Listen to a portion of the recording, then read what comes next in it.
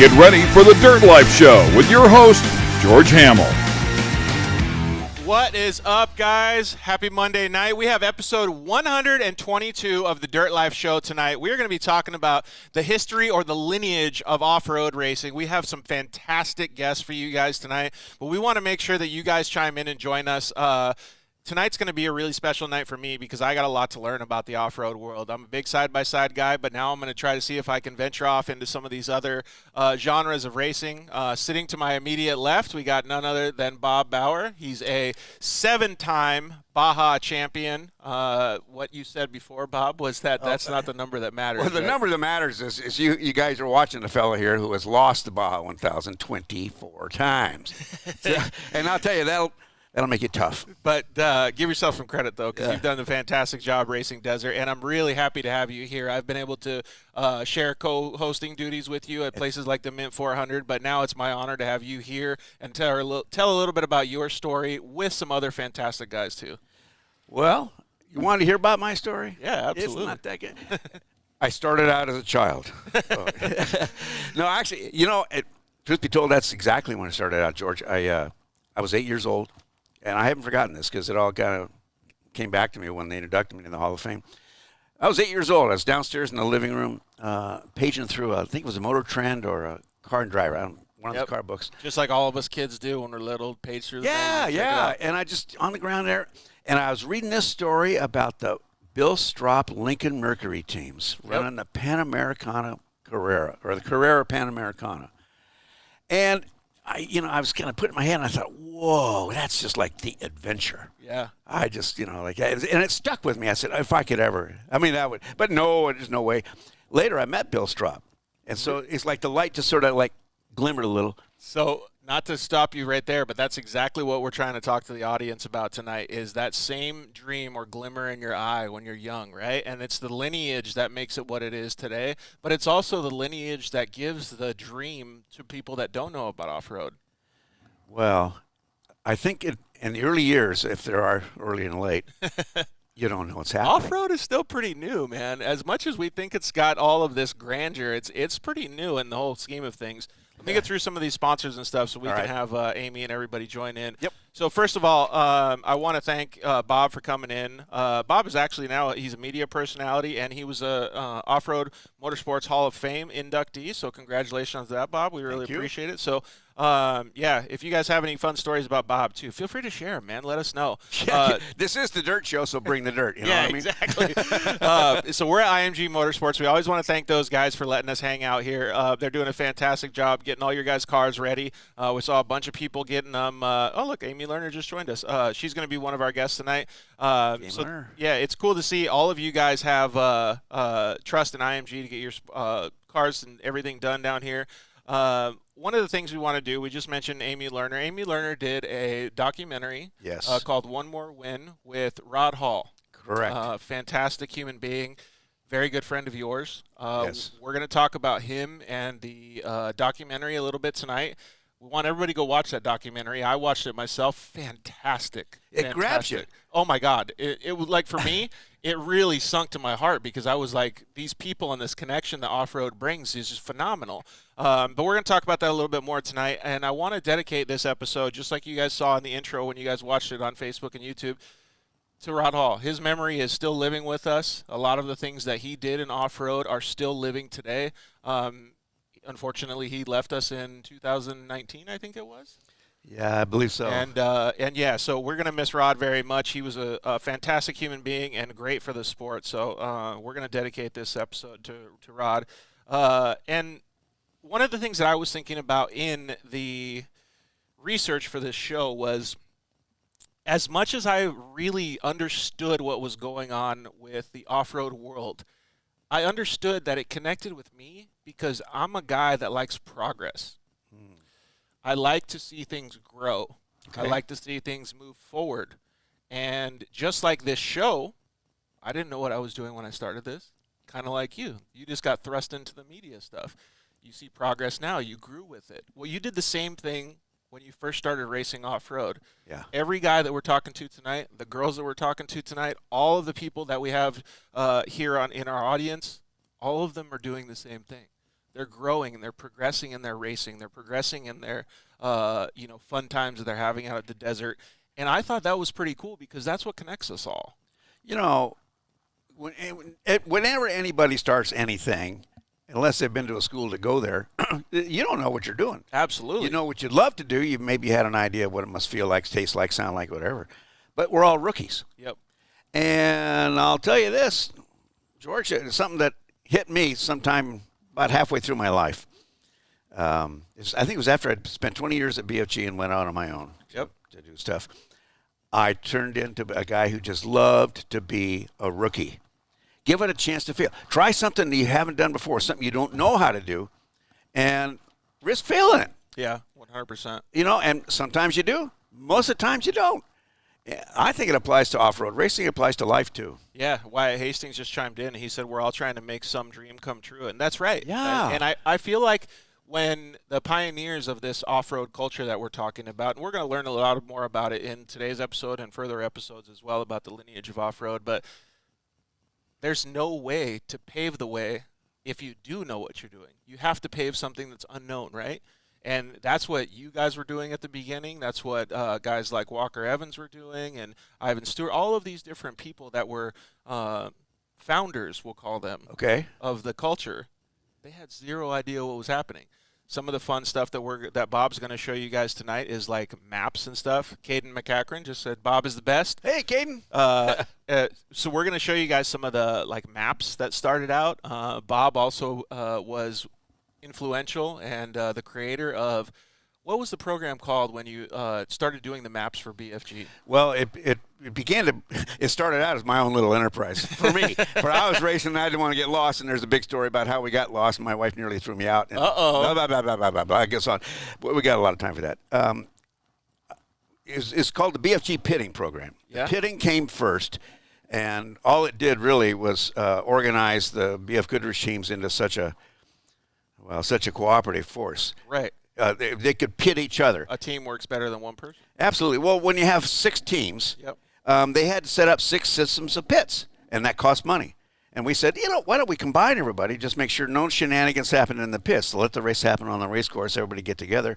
And boom, boom, boom. We popped out 5 championships that season. Dang. Yeah, because everybody worked together. And bit by bit, this pitting idea grew and grew because, well, you've had See's Candy, haven't you? 100%. Can you ever get into a See's Candy store and out without a piece of that candy? You end up being like boxes of candy. So what we did is we said, these BFG pits, hey, if you are a car in a race and you have a problem, you stop on in. Yeah. We don't care what tires you're on. We don't care what your problem is. We'll weld you, we'll fix you, we'll feed you, we'll sleep you, whatever you want to do. That's so cool, man. And we gave them a sample, So all of a sudden people said, well, heck, where do we get these tires? Yeah. Right over here. And that's growing. That's how we started doing it. So there's a lot of stuff that goes along with that same mentality. But, okay, let's get through the sponsors real quick. And then at 5:20, which is going to be 8:20 her time, Amy Lerner is going to join us and talk about that documentary. So I always tell you guys are more than welcome to join us anytime. Hang out with us on Instagram at The Dirt Life Show and Facebook and YouTube as well.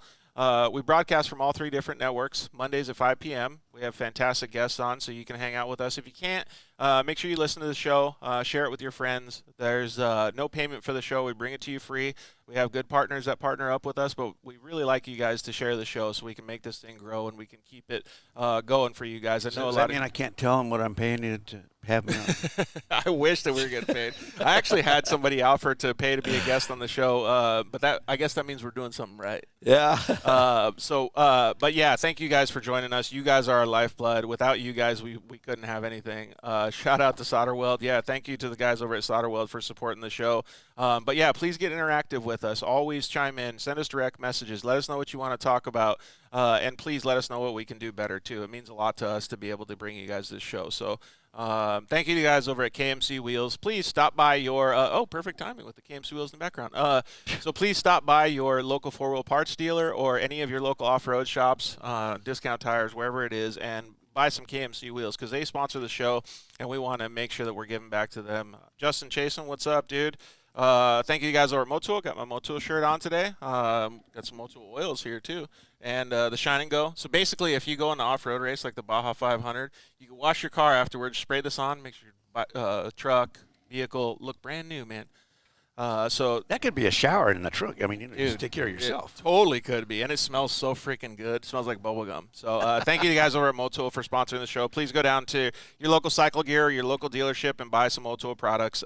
Thank you guys over at Shock Therapy. Got my Shock Therapy hat on today. You can use the code DIRTLIFE and go get yourself some limit straps, a steering rack, a BSD kit, whatever it is. Get your shocks tuned up. Wyatt KMC is top notch. So please visit those guys over at Shock Therapy.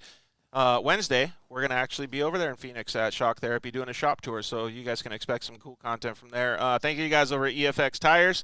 You can get those badass tires for your UTV. Thank you guys over at Evolution Power Sports. Build some power in your car, man. You can use Code Shooter, which is a mobile app that you can actually tune your own car. Throw an exhaust on it, get the tune matched up, get one of their new clutching kits. So thank you guys over at Evolution Power Sports for helping out the show. Thank you guys over at Zollinger Racing Products. You can use the code TheDirtLife to get some tie rods, radius rods, or anything and match it up with your Shock Therapy stuff that you bought, like your steering rack. So use the code TheDirtLife at ZollingerRacingProducts.com. Thank you to the guys over at CryoHeat. You can get a Pro Mod transmissions. Those things have been jumping off the shelves basically over there for your UTV. Less weight, less rolling resistance, makes those UTVs way faster. And, of course, thank you to the guys at Solder Weld. Huge shout-out to the Solder Weld guys. You can use the code DIRTLIFE, solderweld.com, and get yourself an off-road repair kit. All right, so we're going to have a few awesome guests tonight. Some of them are Bob's friends as well. Amy Lerner, Yeah. I said, did a documentary on Rod Hall called One More Win. And I think the film was based on his last race in Baja.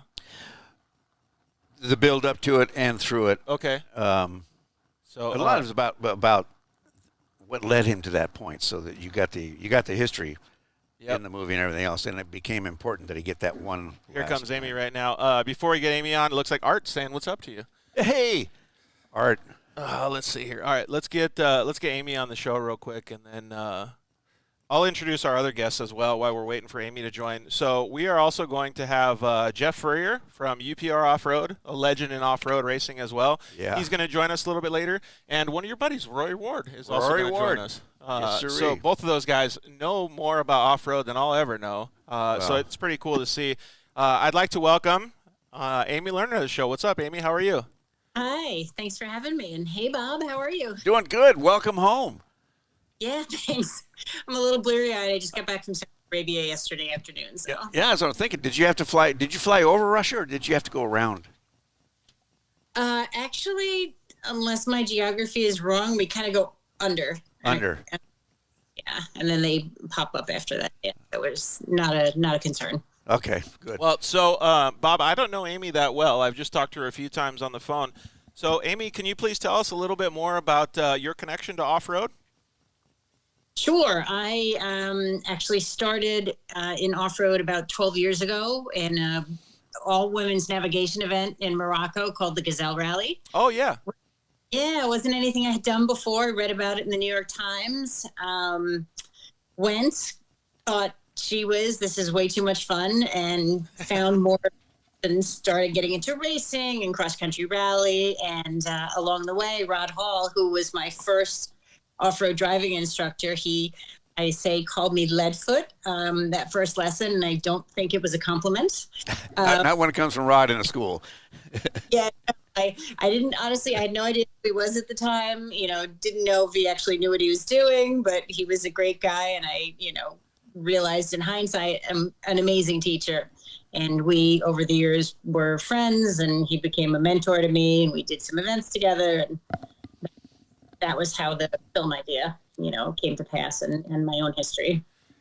It's pretty cool to see the connections, right? Like, so let's just say myself, for instance, right. And a lot of our audience obviously has these same connections. Is for you, I'm new to the off-road scene because you've been in it so long, and that's the way a lot of us UTV guys are. A lot of the new people that are in the off-road scene now. But I've noticed that no matter who it is, whether it's a person like yourself who's been in the game for a long time or a newbie, it's an open arm welcome. Absolutely. And that's the same thing Amy's explaining to us right now. Well, she also, Amy, you don't know this, but you just became part of a conversation that we were having before you showed up. Yeah. About being a rookie, trying new things, getting out, doing things you've never done before. Risk failure. Yep. Yeah. And you're taking a flyer on a all women's rally, and then you fly out to Reno, Nevada to meet a little short guy that you can't quite make out yet. Yeah, we were actually in Southern California, but yeah, pretty much it was. And you know, for me personally, I went from that, and then I went to the next thing I did after doing that Gazelle rally twice was ship my Jeep to Western Australia and actually race in the Australasian Safari Rally. And you know, it is a place that you can take those chances, and people are super helpful and want to help other people learn and support. And gee, you're missing a part, you need a wrench, you need a bolt, let me see if I can help you fix that. You know, that's what you experience in off-road, which is one of the things that makes it so amazing. Yeah, it really is cool. We talk about it on the show all the time, that same just open-armed kind of thing. So one of the things that I wanted to keep talking about was we're going to dedicate this episode to Rod Hall, obviously. You did a fantastic job bringing his life and his lineage to off-road and everything that he's done for the community to light in a documentary that you produced called One More Win. But before we get into the meat and potatoes of the documentary, how did that even come about for you? So as I said, I'd known Rod for about a dozen years, and I ran into him in 2015 at the Off-Road Motorsports Hall of Fame gala in Las Vegas ahead of the SEMA show. And we were just catching up, and he was saying, you know, I've got this 50th race coming up in 2 years, and you know, a lot of people want to see me succeed, and they want to see me there, and I've been doing this a long time, and you know, I've got these other things coming up. And we just chit-chatted a bit, and I went home that night and kind of percolated things in my brain, and I called him the next day and I said, hey Rod, you know, I've got this crazy idea. You've got so many great stories, and it's really an epic achievement that you have been racing for so long and so successfully, and that it's all sort of wrapped around the fact that you would be the only person to have raced every single Baja 1000 since the very first one in 1967. So how about if I make a documentary about you, the racing that you're doing leading up to this record-setting 50th race, and your history in the sport, because you've got these cool stories and you've never really done that. And his answer to me was, well, you know, Amy, people have always asked me, can I write a book? Can I do a documentary? I've always said no to them, but because it's you asking, I'm going to say yes. Wow. So that right there had to probably feel pretty good. That's pure Rod Hall. Yeah. Oh, absolutely. He spots winners in a heartbeat. Yeah. Yeah. You know, I did like a mental cartwheel, and then I went, oh, heck. Oh, you're allowed to cuss on this show. You can say shit. No problem. Good girl. Woo. Yeah. Cathartic. You know, what I'd ever done before. I knew a little bit about it, but not, you know, no experience whatsoever. And then this friend just handed me his life story to take care of. So I felt the weight of it at the moment, and then started making phone calls. Yeah, but that's still, I mean, it's just like, isn't honor the right word? I mean, it's still so cool to be able to have that opportunity, right? And the fact that you have to also learn, though, right? I mean, we always talk about it on this show in particular, like, everybody nowadays has social media. They can see what people are doing. They think they know somebody. They really do. They think, I just saw that guy go eat. I just saw that guy have fun. I know who this person is. But the fact is, none of us really do. And I can only imagine, you know, like, I've talked with Bob, you know, hundreds of times now. And the thing I do is I learn something new every time. So in your position doing the documentary, I can only imagine how much of a sponge you were the whole time. Yeah, absolutely. I became a student not only of the off-road industry, but a student of this person named Rod Hall, and learned a lot about his background, but a lot of what developed in the story was because of the relationship that he and I had, that we knew each other, we trusted each other. And I think what made the film to me so special was what happened to Rod, you know, as we were leading up to that race in 2017, and the challenges that he faced and the personal nature of those challenges. I'm trying not to give any spoilers. Yeah. And that's the That's the kind of stuff that was so interesting to me. And please tell everybody how to watch the documentary right now, and then we'll finish it up and we'll tell them again at the end. But I would like to share a couple stories with you guys both. Sure. It's available to watch on Amazon, on iTunes, on Vimeo, and also I think on Google Play is the other one. Yeah, it's so hard to figure out all these ones. I actually watched it on iTunes or Apple TV. It was fantastic. I really had a good time watching it. It really made me feel like I was part of the off-road heritage, like once I was done. Excellent. You know, Amy, you did more than just a good thing for the Hall family when you did that piece. Bob's opinion is, you know, you did an awful lot to add substance to the fabric of the heritage that we have in off-road, because, you know, there was a 20-year period. We're talking about the history, but about a 20-year period before after the Hall of Fame became active, it died in about 5 years, went dormant. In that period, great things happened by great people and amazing accomplishments were pocketed, but nobody knew. So your film helps stitch together those histories. You know, because as George is pointing out, all of us in the off-road world, I think we're all alike. Yeah. I mean, we really are. And I believe this to this day. I don't care if you've got a flat bill and black hats and piercings and things like that. I know you got it just as bad as I do. Yeah, 100%. Everybody is the same, right?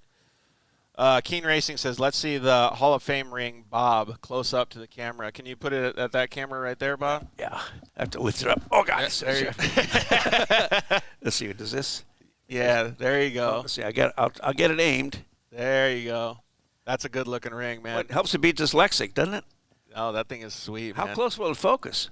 I don't know. That looks pretty good to me. Oh, shit. Oh, shoot. Or oh, crap. Hey, this is backwards. I'm not. Okay. There you go. Yeah, there you go. Wyatt Hastings says, wow. So, yeah, the lineage of off-road goes a long ways, and what Amy captured on the screen was pretty cool. I don't want to this episode doesn't need to be about just promoting her documentary. I really want to share the lineage of off-road because that's what makes her documentary so special. So one thing that I was going to ask both of you, and we'll let Amy go first, is what was one of the best stories that you remember about Rod during the filming of the documentary? Oh, my gosh. Something that just stands out to you, that because I know what my favorite part was. There were a lot, but the thing that really sort of put it all in perspective for me was learning that when he went down Baja for that first race in 1967, he basically thought he was like just going to go on a little off-road trip with his friends. And he had like a sandwich and some coolers, a cooler in the back with some sandwiches that got wet and then he couldn't eat them. And he decided tools because they were clanking around. So he left, 90% of them at the side of the road and they just went chugging along. And it was the beginning of this huge industry. Yeah. It's crazy. My mind. It's crazy to think about that, right? Because when you think about it from, we'll call it a non-off-roader, a normal person standpoint, like the naive, being naive? I don't know what the plural for that is. But yeah, naivete. So the being naive is one of the best things that any racer can have, because if they don't know, they just go do it, like what Rod did, right? It's so cool. I didn't know this was hard. Exactly. So that I think is one of the things that really is what you're talking about. Yeah, and it kind of that spirit of adventure just sort of drove his whole career. He always wanted something new. What else or the other thing about Rod is, yes, the adventure drove his career, but his telling the stories of it drove his happiness. Oh, yes. Really? Okay, so there's something more to that motivation. Oh, he wanted Bob's Reed. And I only knew him for 35 or so years, but he just couldn't wait to share what he had experienced. He already understood that he was apparently better at it than most, but that didn't have him feeling superior. If anything else, it'd have him feel responsible to help teach somebody. Here's a little lady who's coming to a rally school, never been to one before in her life. So he studied you like a little bug in a bottle, Amy. I just know he did, and you didn't realize it was happening. That is so cool. That shows the support and the humbleness that a person has. Well, yeah. Rod's had other businesses. When I first encountered him, I was his boss. I was the BFG race guy. He was contracted us. And at that time, Rod had this kind of like style, which meant smoke a cigar, drink this, and chase that skirt, and screw everything else. That was his mentality. And as long as he was winning races, he didn't have to tell a sponsor to do squat. That's a good point, because it was different back then. You didn't need to show everything on social media. You just needed to prove yourself. Oh no, a different way, right? Oh, he was wrong. Oh, he was way wrong. we helped him understand a little bit of understanding was that it's what you do between the green and the checkered is what you're being paid to do, and that's expected. It's what you do after the last checker, before the last green, that will cement your relationships with your sponsors. Yeah, that's a good point, right? A lot of the people that are watching this show have questions about how to get sponsors and do all these things. That's a very good baseline to have. Well, it is. I mean, Rod and I would spend hours going over sponsor candidates, our candidates.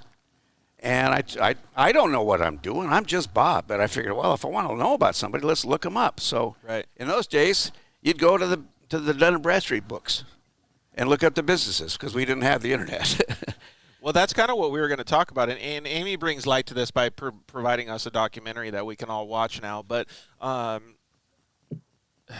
back in the day, I hate saying that, but before social media, it was hard for people to follow these stories. It was hard for people to keep up on this stuff. And now it's just all this information is right in front of us. In fact, the other day, it's instant. Yeah, somebody told me that now every single human on the planet with a cell phone has more information than the president of the United States did in 1995. Like, it's insane, right? So the way that off-road evolved, I don't know if you've ever seen any of it, Amy, but I'd like Bob to show us some of these things that they used to use, like him and Rod, when they would go down on the Baja Peninsula, what they were for the races. I think you have a map and things here with us, Bob, because these things are part of the lineage that you were able to capture from the racing and from all of these things that you did in the documentary. So what's the first artifact that you have here with us, Bob? Well, I think the first artifact would be the memory of Rod. When Rod started racing Baja, like the Baja 1000, this little basic book didn't exist either. It didn't? Right? No. It was, there's the finish line. Find the telegraph office in La Paz. When you get there, let somebody know so we can get a good time on you. Find your way there. Find your way. There's also right, Amy? That's crazy. Rod tells the story of being at the bull ring in 1967, and I think it was a guy from Jeep came up and said, "Rod, here's a compass. If you get confused, if you get lost, just remember the end of the peninsula, La Paz, is southeast. It's always going to be southeast." That was me. It was it? Really? Yeah, remember I told you about the Orion constellation? Yes, but you didn't give him. You gave him the. You didn't give him the compass. But he no. I was a Jeep guy. Yes, I was going to get to your. That was a great moment in the movie, but so that was what they did the first couple of times. There was no course, there was no tracks, there were barely. That's insane. And Rod, it didn't make it into the movie, but it has a story of being out in the wilderness somewhere, and this other team that was leading passes him. And they're going like northwest. And he goes, "Oh my gosh, those guys know what they're doing. They've been down here before, but they're going northwest. What do we do? Do we follow them?" And he's like, "Nope, southeast. Get out the compass. Southeast is that way. The guys went that way. We're going that way." And that's what they did. And Bob, great line in the film where he points out that most people look at the Baja Peninsula and they think it goes north-south. Yeah. It doesn't. It actually goes southeast. When you're in La Paz, George, you are at a point east, about midway between Denver and Salt Lake City. Big time, like way further east. Yeah, 100%. Yeah, and I've always looked at the map and I've seen that. But so to be the naive guy about the way that things used to happen, like, to me, this is like Lois and Clark shit. Like, you have zero idea where the fuck you're going, right? I mean, you're just heading in one direction, but you're in a hurry, hoping and praying that you can make a destination. I mean, For guys like me that have entered the scene when GPS was already living, that to me is phenomenal in its own right. Like, yeah, see, and Amy agrees, but Bob grew up doing this, so he's looking at me like, nah, it's no big deal. Well, you learned, and I learned a ton from Rod. Yeah. We would spend hours in his Dodge pre-runner. And one of the reasons we spent hours is because we went slow. It wasn't a fast process. But what he taught me to do, and I've been glad to teach others, is to step back and just take a look at the overall. Where are you? In a race car, it's easy to keep your focus down here. Amy, when you're running a 911 in the Dakar, you know, your scope of view had to be maybe 50, 60 yards ahead of you, and then if you got fast, it had to go further down ahead. But what happens in a race car, in a truck, is it's really easy to just look down. Where am I going to be next? Where am I going to be next? Well, you got to look up. Where are the mountains? What's the water doing? Rod taught me to look to see what the water did. Yep. Then he taught me to see it at night when you can't see it. Right. And, you know, these are things that Rod learned by experiences, Amy, huh? Yeah, you got a full moon, you can see the glimpse of the mountain range and all these different things. Yeah, and even there's I learned to see this place called Santa Catarina. It's it's in the first 100 miles of the 500,000 when they run that way. But you don't know exactly where you are. You look up and you look at the red mountain. There's a mountain that's mostly red with a white blaze in it. That's Santa Catarina. If that's Santa Catarina, then we got to go this way. Yep. That's how we did it. Man, that is so phenomenal. I think there's some people that still have that same intuition that race nowadays, but it's few and far between. I think most of these guys really rely on the GPS, and that's neither here nor there. You can still win a race doing it either way, but I feel like you really ease your mind if you actually have a good sense of direction and landmarks when you're going. Well, some of us are I have an opinion about GPS. Maybe Amy will chime in on this too, because I think you're the same race ethic as old Bob. And that is in the desert racing. Every race car in the race needs to have a GPS in it. I agree. Wrapped up in a rag, tossed behind the seat. Just in case. So if you have it all goes to doo-doo, you got somebody to call and say, well, it says I'm right here, come and get me. Because here's what they started doing right away. They drivers, always looking for a competitive edge, they would say, well, I can use this like radar. I mean, if I don't have to see. I don't care if it's dusty. I can see through the dust. Yep. And there's some roads along this place called San Juanico and going to San Ysidro where the drop off into the ocean's got to be 60 feet down. I remember. And so if you're driving your GPS, what they don't know is that little cursor on the screen happened about a second and a half ago. Right. You can get a lot of trouble in a second and a half. 60 miles an hour, 144 feet a second. So if it's only 60 feet out of your way, you're out. Yeah. Plus, they use it as radar. So I'm a strong advocate of use of GPS properly. I'm not an advocate of using it as a radar. Yeah, I agree 100%. If you got the visuals, it's much better. Yeah. What do you think, Amy? Yeah, absolutely, completely agree, because the GPS just gives you a point on a static, two-dimensional world, basically, and there's so much else that's happening that will give you information about where you're supposed to be going, either to get to where you're supposed to go or to stay safe or to be able to go faster.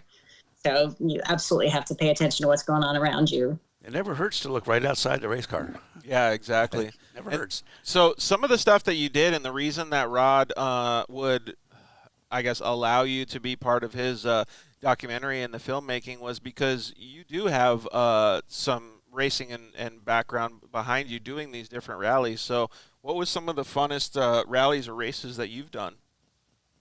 So, I mentioned the Australasian Safari Rally. That was an absolute blast because it was all new and exciting, and I ended up winning my class just by, I used to joke to Rod Beck then that he was like Yoda sitting on my shoulder. Keeping me, remembering his calm, confident demeanor, his, whatever happens, we'll figure it out sort of mentality. And, you go as fast as the car can take you, and you just try to, aim to get to the end. And that was a super fun experience. My most recent was in a 1982 Porsche 911 in Saudi Arabia. Yeah, I saw some of those pictures. Those were really cool. The year before, that's just sports car in the dirt. So much fun. Could you imagine? I've never driven a sports car in the dirt. Have you? Yeah. Oh, have you? Which car? A 911, actually. Not the same one No, as no, her, no, no, no, no. It was a rally guy. It was at a rally school. Oh, really? Oh, yeah. I can tell you what, it's a, you get a 911, it's a low polar car. You can flick Yeah, that I was puppy going to up say, and- that thing's probably got to and, be all like... you do is gas it back and steer it into where you want it to go, and it sounds so Yep. simple, huh? Yeah. And if you want it to loop around on you, just get into the turn, lift on the throttle for half a second, then get back in. You're going around. We had Raina Racing. I think you know her. She said, thought it was because sister was there. Yes, that is my sister Trisha, and she was my co-driver in Australia. Oh, there you go. Well, I'd say people are paying attention. Amy, better keep it clean, okay? I have to watch what I say. No, but that really, that was an added bonus to be able to do that with my sister. So that goes back to stuff that we talk about all the time. You know, everybody in off-road is a family, whether you do have family in the car or not. You know what I mean? If it's your best friend sitting there, that's part of your family. You know, your off-road family. It's super cool to see that kind of stuff. And you also got to be part of the documentary that Amy filmed, One More Win, as well, right? Yes. It wasn't my finest hour. I mean, Amy, in all of her wisdom, was parked at the outside of the bar at the Nora Awards banquet, so I'm sure you heard some very intelligent things that night. No, really great interviews. Unfortunately, the film is 82 minutes, and it probably could have been 282 minutes if we added in some more of the footage. You know, Amy, after I saw that film, I thought a lot about you and all the things that had to not get in the film. I mean, it's like a big old puppy drowning. How did you go? I mean, that alone had to put you in therapy. Yeah. Yeah. Gosh. Tough, and I've been I've been in contact with Barbara Rainey at the Hall of Fame, and I've got to kind of wait until I get all the distribution set. But I'm hoping that I can give them all the rest of the footage, because it's history. It truly is, yeah. People that had stories of the early days, and we just couldn't fit everything in. You've got to keep the story going, unfortunately. Yeah. I can only imagine how much There's so much. Yeah, how much Amy probably wants to do a One More Win Part 2, you know what I mean? Because there was so much other stuff. But that's kind of the stuff that we're going to be talking about tonight is by opening the show, I was saying to Bob and to our audience that I've learned so much just researching this one show. And I don't know that much about off-road compared to the people that we're talking to tonight. But I want to do more. I'd like to do 2 or 3 episodes a year about the lineage and the history of off-road, because I think it's so valuable for people to know, and there's so much excitement in understanding the progress and the growth that the industry has had over the past years. And we're going to learn a lot about that tonight, and you did a fantastic job doing the documentary, showing us that same stuff. Yeah. I haven't seen it in a while, Amy. I confess. It's good for the soul. I'm going to go back and look. Yeah. Great. It is pretty cool. All right, so let's get back to the story. We have, we're keeping our fingers crossed that Ricky Johnson can call in. He was traveling near the desert, so I don't know if he'll have good cell phone coverage, but he was going to try to Instagram live in and hang out with us, but we'll keep our fingers crossed. In the meantime, let's kind of show some of the stuff that you have here, Bob. So let's explain to everybody what that is and show them some of the inner workings of it. One of the things that I was very involved in was helping to establish the BFG pitting organization for desert racing. Right. And it started out just as pitting, and then it evolved into maps to help people know what's going on, not just on the race course, but on the highway, and it was a safety move. So I brought a bunch of old stuff. And first one I want to show you is... we'll call this Show and Tell of Off-Road. Show and Tell, yeah. This is what is it, Monday Yeah. Show and Tell. This is a course map for the 86 Baja 1000. Well, this is all you got from SCORE. And this was a big step forward from what Rod experienced on his first time. Inside are just tulips and notes. I got it for you, yeah. Careful, there's the inserts, the changes. And so that was the only way people knew at all how to go find what they're going to find in Baja. Well, the mapping that started with BFG Pits was really started because I got lost. And I can't remember what year. I think it was 86 or 87 Baja 1000. It was with Mike Randall. And we'd gotten off course and lost and thought we were saved when we saw this big white hard pack out in front of us. Turns out it was the salt crust on top of the mud marsh that kept us there for 2 days. It's so crazy to see, though. Like, for me, I don't know how you translate this, Amy. How do you get to the dang finish line? Like, One step at a time. good God. And actually, Bob, I have to say a thank you to Donna Hall, who kept a tremendous amount of Rod's archives over the.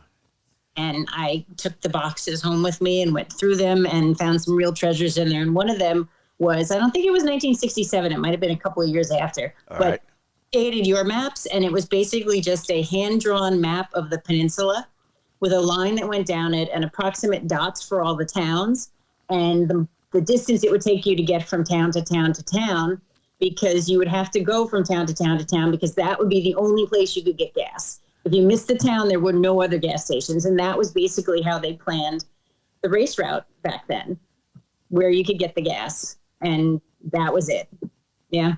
That's phenomenal. Like, that still blows my mind. And for anybody that's just going to listen to this show on iTunes and just see the audio version, you should definitely go back and check out some of the visuals that Bob is sharing by seeing, by looking at Instagram or Facebook or YouTube, because they're phenomenal.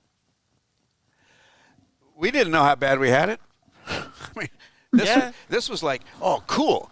They're going to tell us where to go. So we did. It's just insane for me to think about. First of all, I think it's fantastic that you guys were able to do that. I think most of us, we'll call them, like, I'll classify myself as a newbie. If we had that map, we would be roaming all over the peninsula. Well, we were too. Amy, could you imagine using one of those to get down there? Actually, yes, because the Gazelle Rally in Morocco, the way that rally works, you check your cell phones and all your electronics in the beginning. They Ziploc them in a plastic bag, and you don't see them for 2 weeks. And you get hand-drawn that were from the 50s, 60s, and a ruler and a compass and some pencils, and they were in a foreign language. My way down there.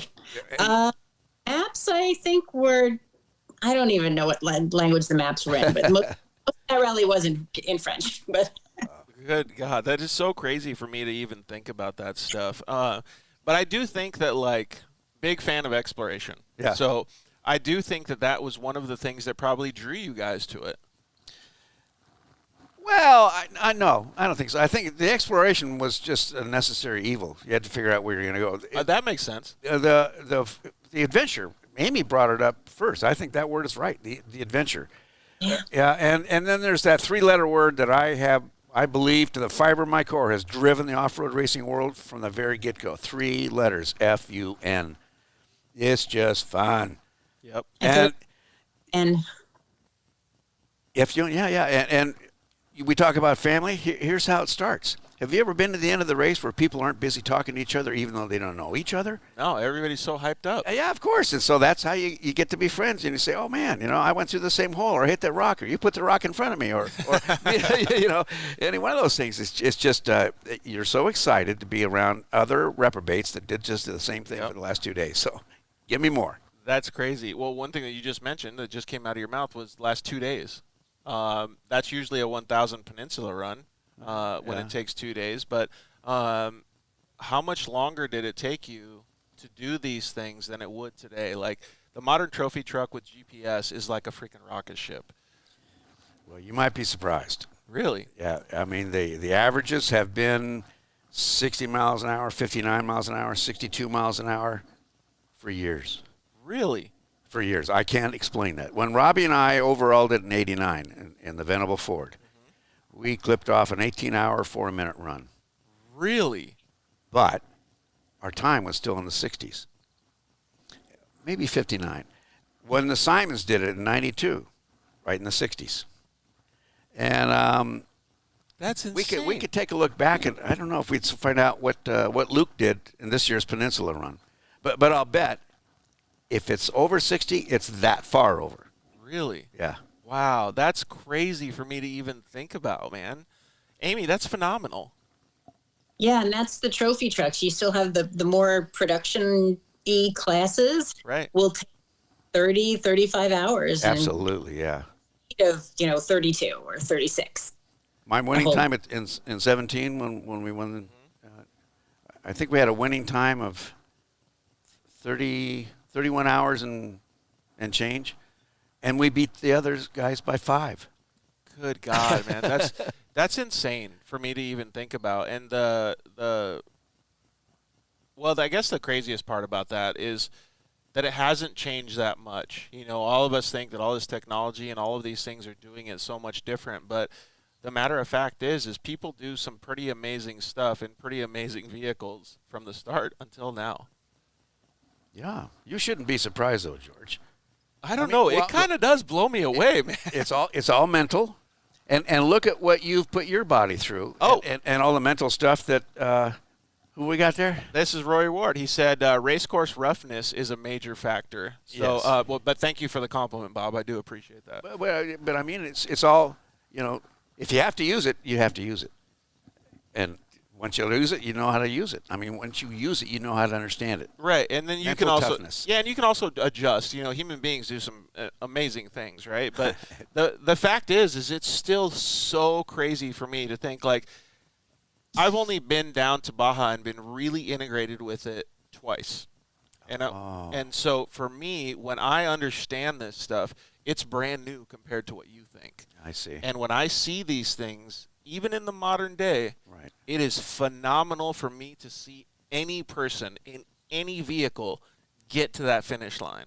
So when I think about it in reverse or in, you know, when we're looking at the maps that you're putting here or talking about these stories that you and Rod actually lived, that to me, it literally pops my top. Like it blows me away because I have never experienced that like you have. You know, you have a humble mindset about it, but it's still mind-blowing to me. You know, I just keep falling back into my default thing is we didn't know how bad we had it. It's so cool, though. I mean, Amy, to hear what you've done, even in the Gazelle Rally, is like I know Sarah Price. She's also done that as well. And when I first heard that she did it and that you're doing it now, like to me that blows my mind. But these guys are doing it a long, long time ago. So there's some respect that we have to have for these guys too. Yeah, absolutely. I mean, the sport has evolved, the technology and the vehicles have evolved, but at the end, even today, it's a hard thing to do. It is still really, really challenging. So anybody, as you said, that just gets in a car and gets to the race and then gets to the end of the race, it's a huge accomplishment. And you know, we can tag back to Rod Hall's famous "To finish first, you must first finish." It's surprising. Yeah, he taught us. I'm sorry, Amy. Go ahead. No, it's okay. I just was saying that's so appropriate in this situation. Yeah, it is, and that's kind of where I was leading. So thank you for the transition. It was perfect to see that. I know we have to let you go, but it was perfect to understand that when I watched the documentary, and I learned so much. Like I felt like I was a more knowledgeable racer after watching the documentary. I felt like I was a more connected racer to the sport after watching it. I felt like I was part of the culture a little bit more. Like it really made me feel good to see that because, again, I'm the newbie here. I had never experienced anything like that. And when I got to sit next to you, you know, at the Mint 400 or even now, like I really understand how much meaning this whole industry and the sport has for all of these people. Thousands and thousands of family and friends. It's so awesome. And she captured that. She did. And I would want somebody, you know, watching this show tonight to understand this is not a series of race clips.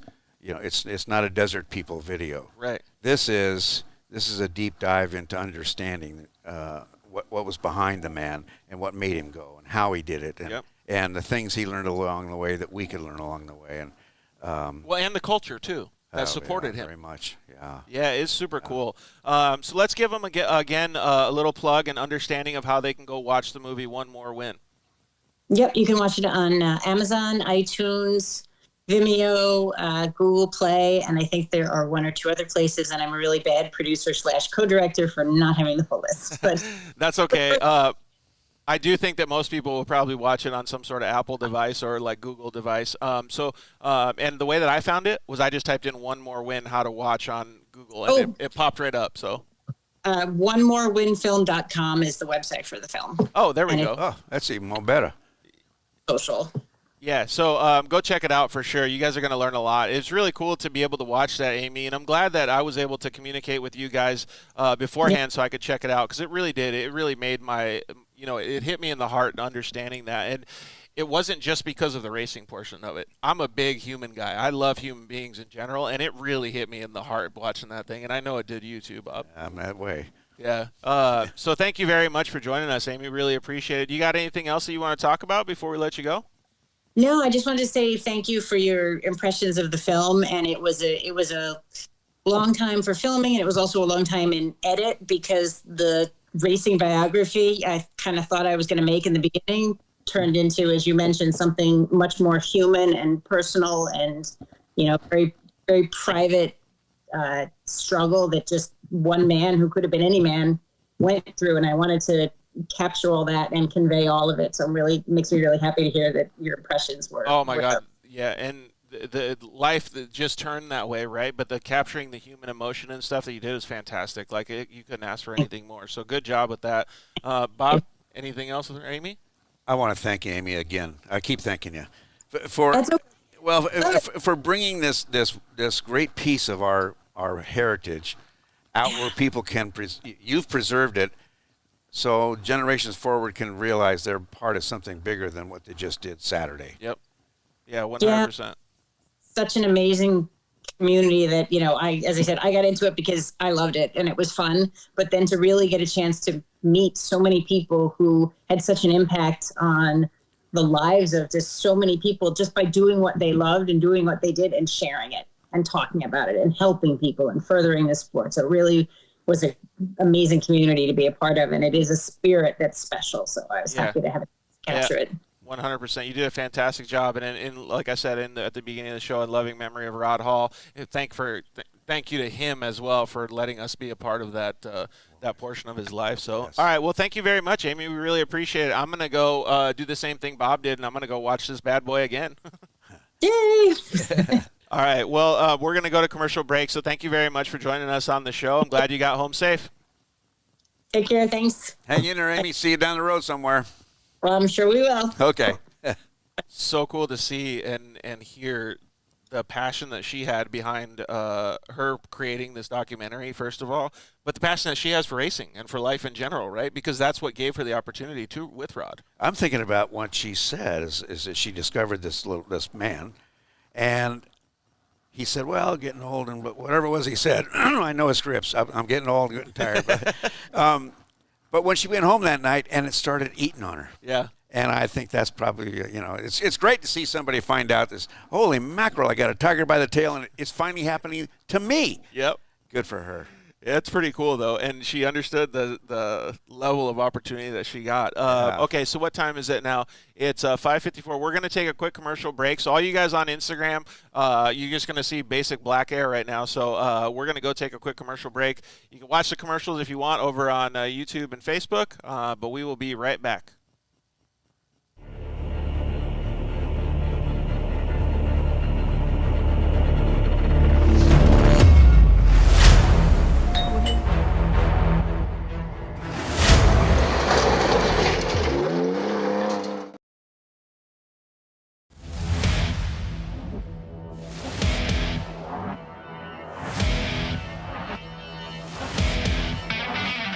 My name is Dustin Grabowski. I race for Grabowski Brothers Racing, and we're here at the Mint 400. Motul joined on board about maybe 3 years ago, and ever since they've come onto the team, we've had great success with their oils, never had any failures due to oil, and it's just super nice to know the peace of mind you have when you're out on the course, not having to worry about engine failure, oil failure, and they also help us with our data.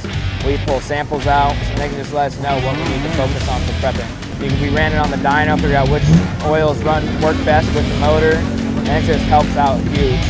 Having Motul on board definitely gives us a little bit of an advantage. When you're racing in the desert, you don't want to have any oil problems, so we decided Motul would be a good brand to go with, seeing all their success, and they've been a huge help to our team.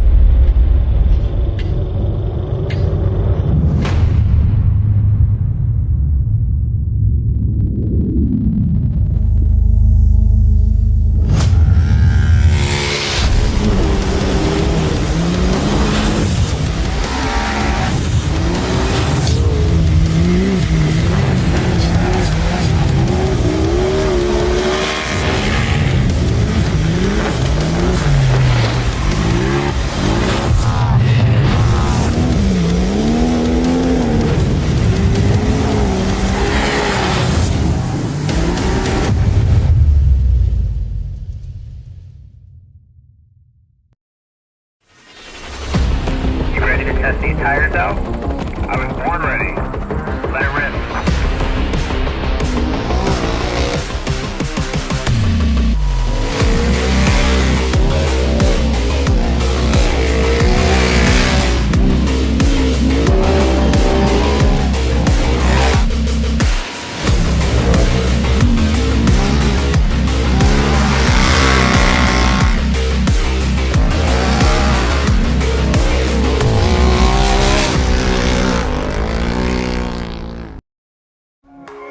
Zollinger Racing builds the best aftermarket products available.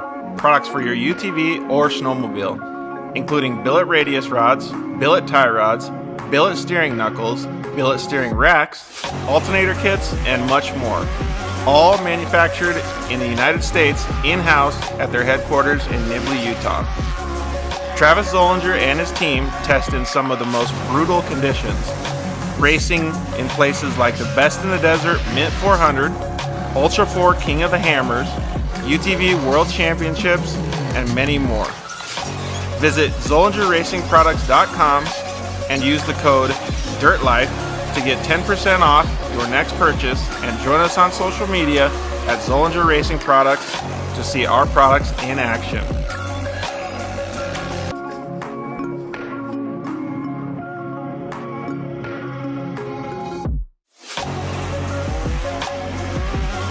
Zollinger Racing, the best products, period.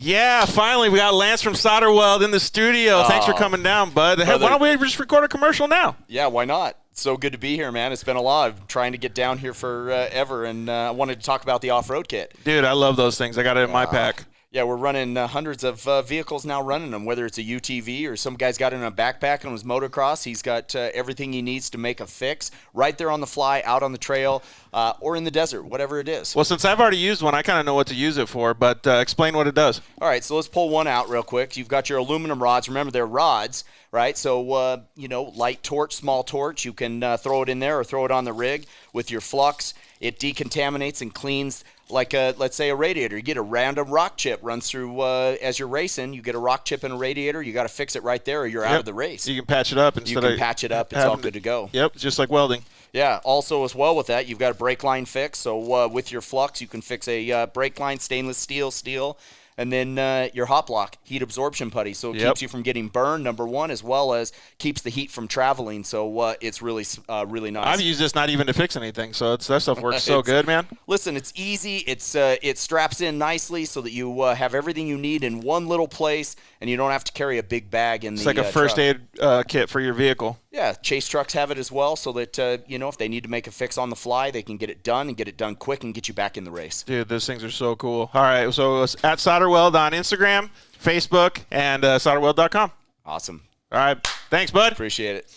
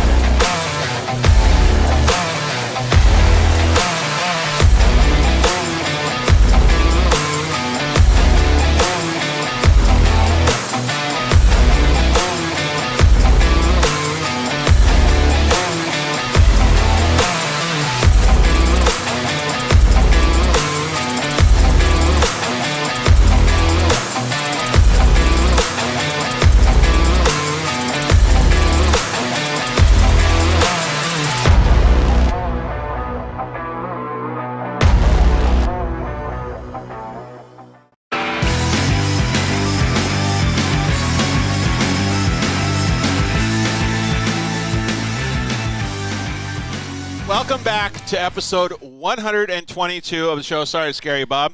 Yeah, so today is the History of Off-Road show. We're going to have some really cool stuff coming up over the next couple years because this has been such a cool thing for me to be introduced to by a gentleman like my guy sitting right next to me, Bob Bauer, a 7-time Baja champion. Baja 1000. You got to say Baja 1000. Is that how it works? Yeah, because there's a lot of Baja races. Okay. And I haven't won many of those.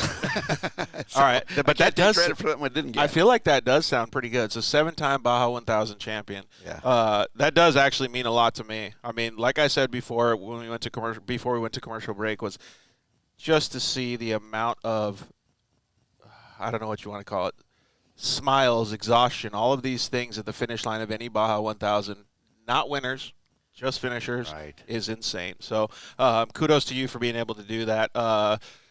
He also missed saying he's Off-Road Motorsports Hall of Fame inductee.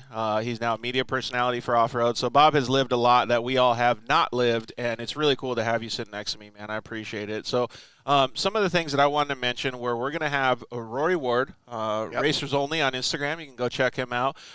He's also has a lot of lineage with the off-road industry. He's built or rebuilt a lot of cars like a Cheneth. I forgot what other cars he had showed me. Mickey Thompson's Challenger 4. Yeah, exactly.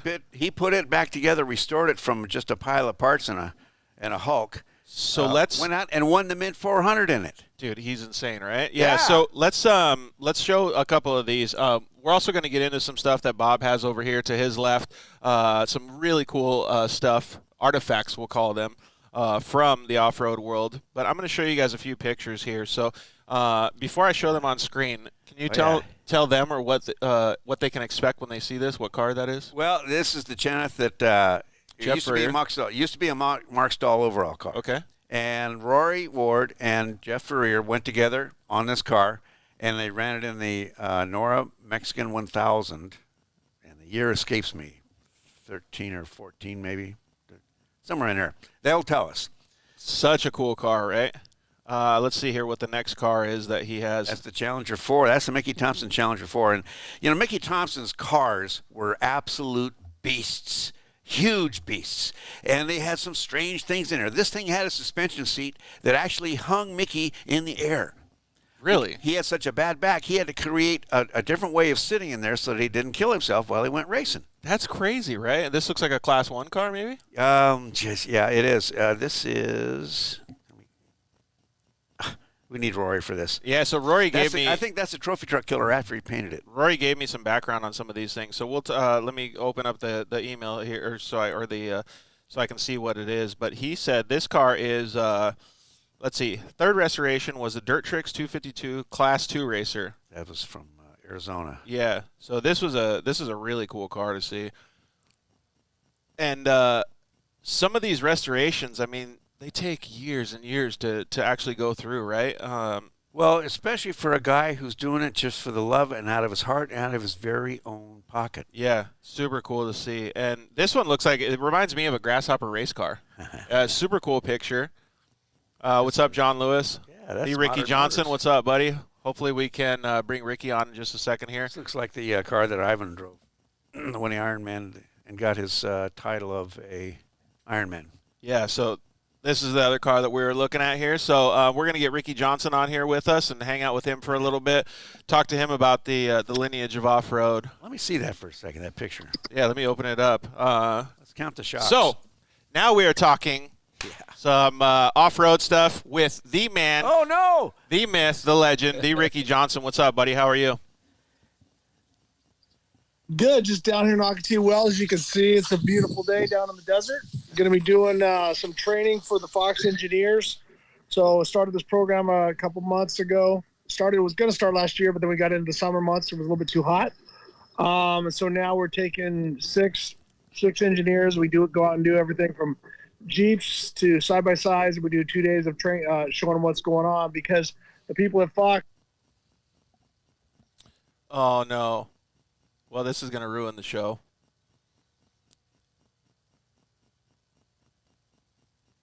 This happened last time too. So hang tight on Facebook and YouTube. we're going to see if we can get these guys. Maybe we can have them call in here. The awesome thing about social media is that sometimes it just throws you for a loop and makes it so that you can't actually do anything. So we're going to see if we can it just locked us out of Instagram, so we're going to see if we can actually get back into it. We'll let you guys know in just a second here, but I'm going to try and see if I can get us back into it before we keep going. Facebook and YouTube is still doing fantastic, so you guys are more than welcome to go over there. Check it out. Oh, great. Now I have to change my password. It figures, right? There's no mercy. Yeah, no, never anything. So we're going to have to see how we're going to be able to get these guys on, because both these guys wanted to join via Instagram Live. Let me see if I can get Ricky connected over here on the phone. Man, I hate when stuff like this happens. It really bugs the crap out of me. But it's stuff that happens to all of us, really. It didn't pick you out because you're a bad karma, George. No, it didn't. And it just sucks that stuff like this happens during the show. But it is what it is, right? See, being an old school racer, you got to be on the fly, right? Well, it's one of those lessons about why you don't depend on your electrics. Dude, 100%. So let me see if I can call Ricky Johnson real quick and get him back connected to us.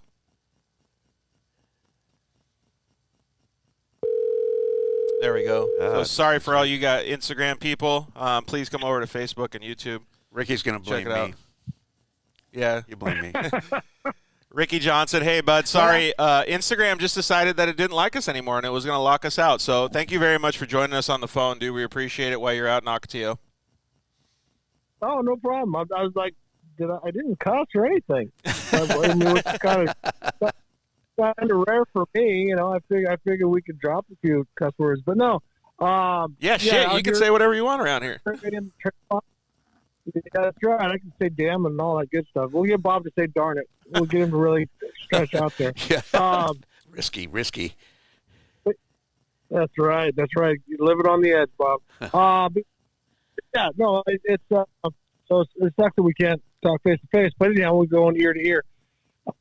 Yeah. So this gives me an opportunity to train the people from Fox, and I work with Luke, my son, and I should say our son, because my wife had a huge part in that. So we'll have these guys and gals for 2 days, and we do it about once a month. It's super cool that you're actually doing that. One of the things that Bob and I were talking about before was the show is going to be dedicated to the history of off-road, and Bob obviously has been in the game for a while now. He has a lot of Baja 1000 championships, 7 to be exact.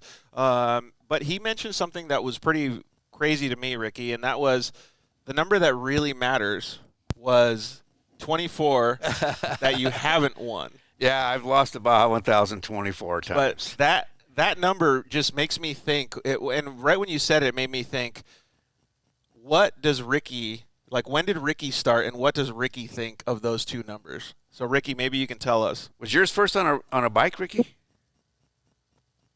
Actually, no. The first time I did it was in 1000 or just in Baja. Baja. Yeah, Baja. Let's go with Baja. When did you lose your virginity? with Baja, I'm gonna piss everybody off on this one. The first time I raced in Baja was with I ran Baby, the John Nelson's truck that Scoop Vessels used to race. Oh, yeah. And I raced a rocket block, and Larry, Rob McCackle, Dyson, and pushed each other. They both broke. They ended up getting going. I ended up winning. I only led the last eighth of a mile. It finished in Santa Tomas. Rob McCackern had rear gear blown. He was at the bottom of the road and asked me to push him. Mike Schofstall asked me to push him across the way, and I'm like, my friend's like, I think we just won, because I thought they moved the finish line. And so yeah, so I won my first time was in Class 8 in Baja, but then I went on as Bob says, a big losing streak. I didn't say that. Well, no, I'm just saying that it's such a. I mean, to win, so many things have to fall in place. You know, last year Tavo and I and Gus got second, but we didn't have anything for Rob and Luke. You know, and we really didn't have anything for Bryce. But Bryce ended up blowing a motor. But I think if you go down there with the attitude of I gotta win, it's a miserable place to be, because when something goes wrong, you can't wait to get out of there. I go down there with I'm gonna be the best that I can be, and I'm gonna go as fast as I can go, and I'm not gonna anybody else as far as time. So I'm not a big advocate of where is everybody else at. I try to just keep check on where I am and get to that finish line. Yeah, and that's probably a lot of the way that you guys started when you guys started racing in Baja. It's just an observation on my part, but what Ricky's saying is I'm watching over my world where I am. I'm in the moment. And that's his successful method, and it gets him to the races. But there's others that say, whoa, I can't just think about me. I've got to think about big picture, How long have I been driving? When do I need to eat? Or where's my next gas? You don't think back, you think forward. When's my next this, my next the other? Yeah. And a lot of people do get into, on purpose, almost like a Zen zone. And you work to achieve it as quickly as you can, so you can stay in it as long as possible. Well, when I hear you guys both talk about it, the first thing that I think is Ricky thinks like a dirt bike guy. Stadium guy, yeah. Short thing. Ricky made his bones, his name and his success, and he carried Honda with him by doing it in bursts, like pulling a pin on a hand grenade. There was no time for him to have strategy. Strategy had to react. Yeah, some of those freaking dirt bikes he had were on the 500. They were like a damn hand grenade. Damn straight they were. But if you've been running since from San Felipe and now you're coming into San Ignacio, which is about 600 miles down the road, you're not thinking sprint. Yeah. You're thinking what's next. I don't know, Ricky. That's how old Bob does it. What do you think? We lost Ricky. Well, no, I agree with you completely. You still here? You got me? Yep. You got me? Yes, sir. No, it's exactly that. I have I motocross and supercross and stadium. It was very personal. You were using the other drivers, and they were banging on you, and it was a lot of physical stuff. But when I tried to bring that to Baja, it defeated me every time, because I couldn't. It's like being mad at somebody. They don't know you're mad at them unless you confront them.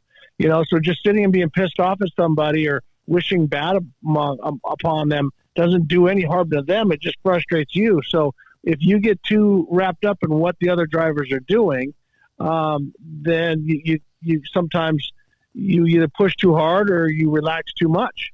And I think that the guy who's really good at managing that and handling that is Rob McCachran, as we talked about in the mid 400. He always wants to know what his front door and his back door is. He wants to know where everybody's at.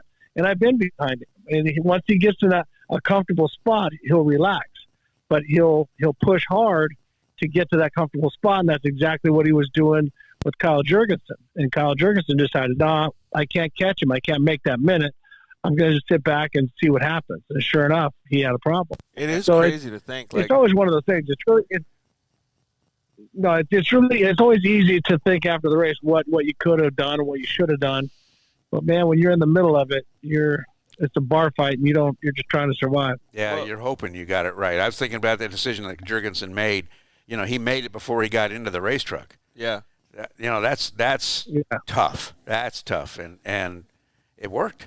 Well, yeah, but if you think about it, like I'm trying to think about it in the aesthetic of Bob brought some show and tell, Ricky. I know you can't see it now. I wish we were still on Instagram, but he brought some of the old maps that they used to use when they didn't have GPS, some of the things that Bob had developed with BF Goodrich. And to have that same mindset that you're talking about, like the short bursts and stuff like that, there's no way that would have ever been successful back then.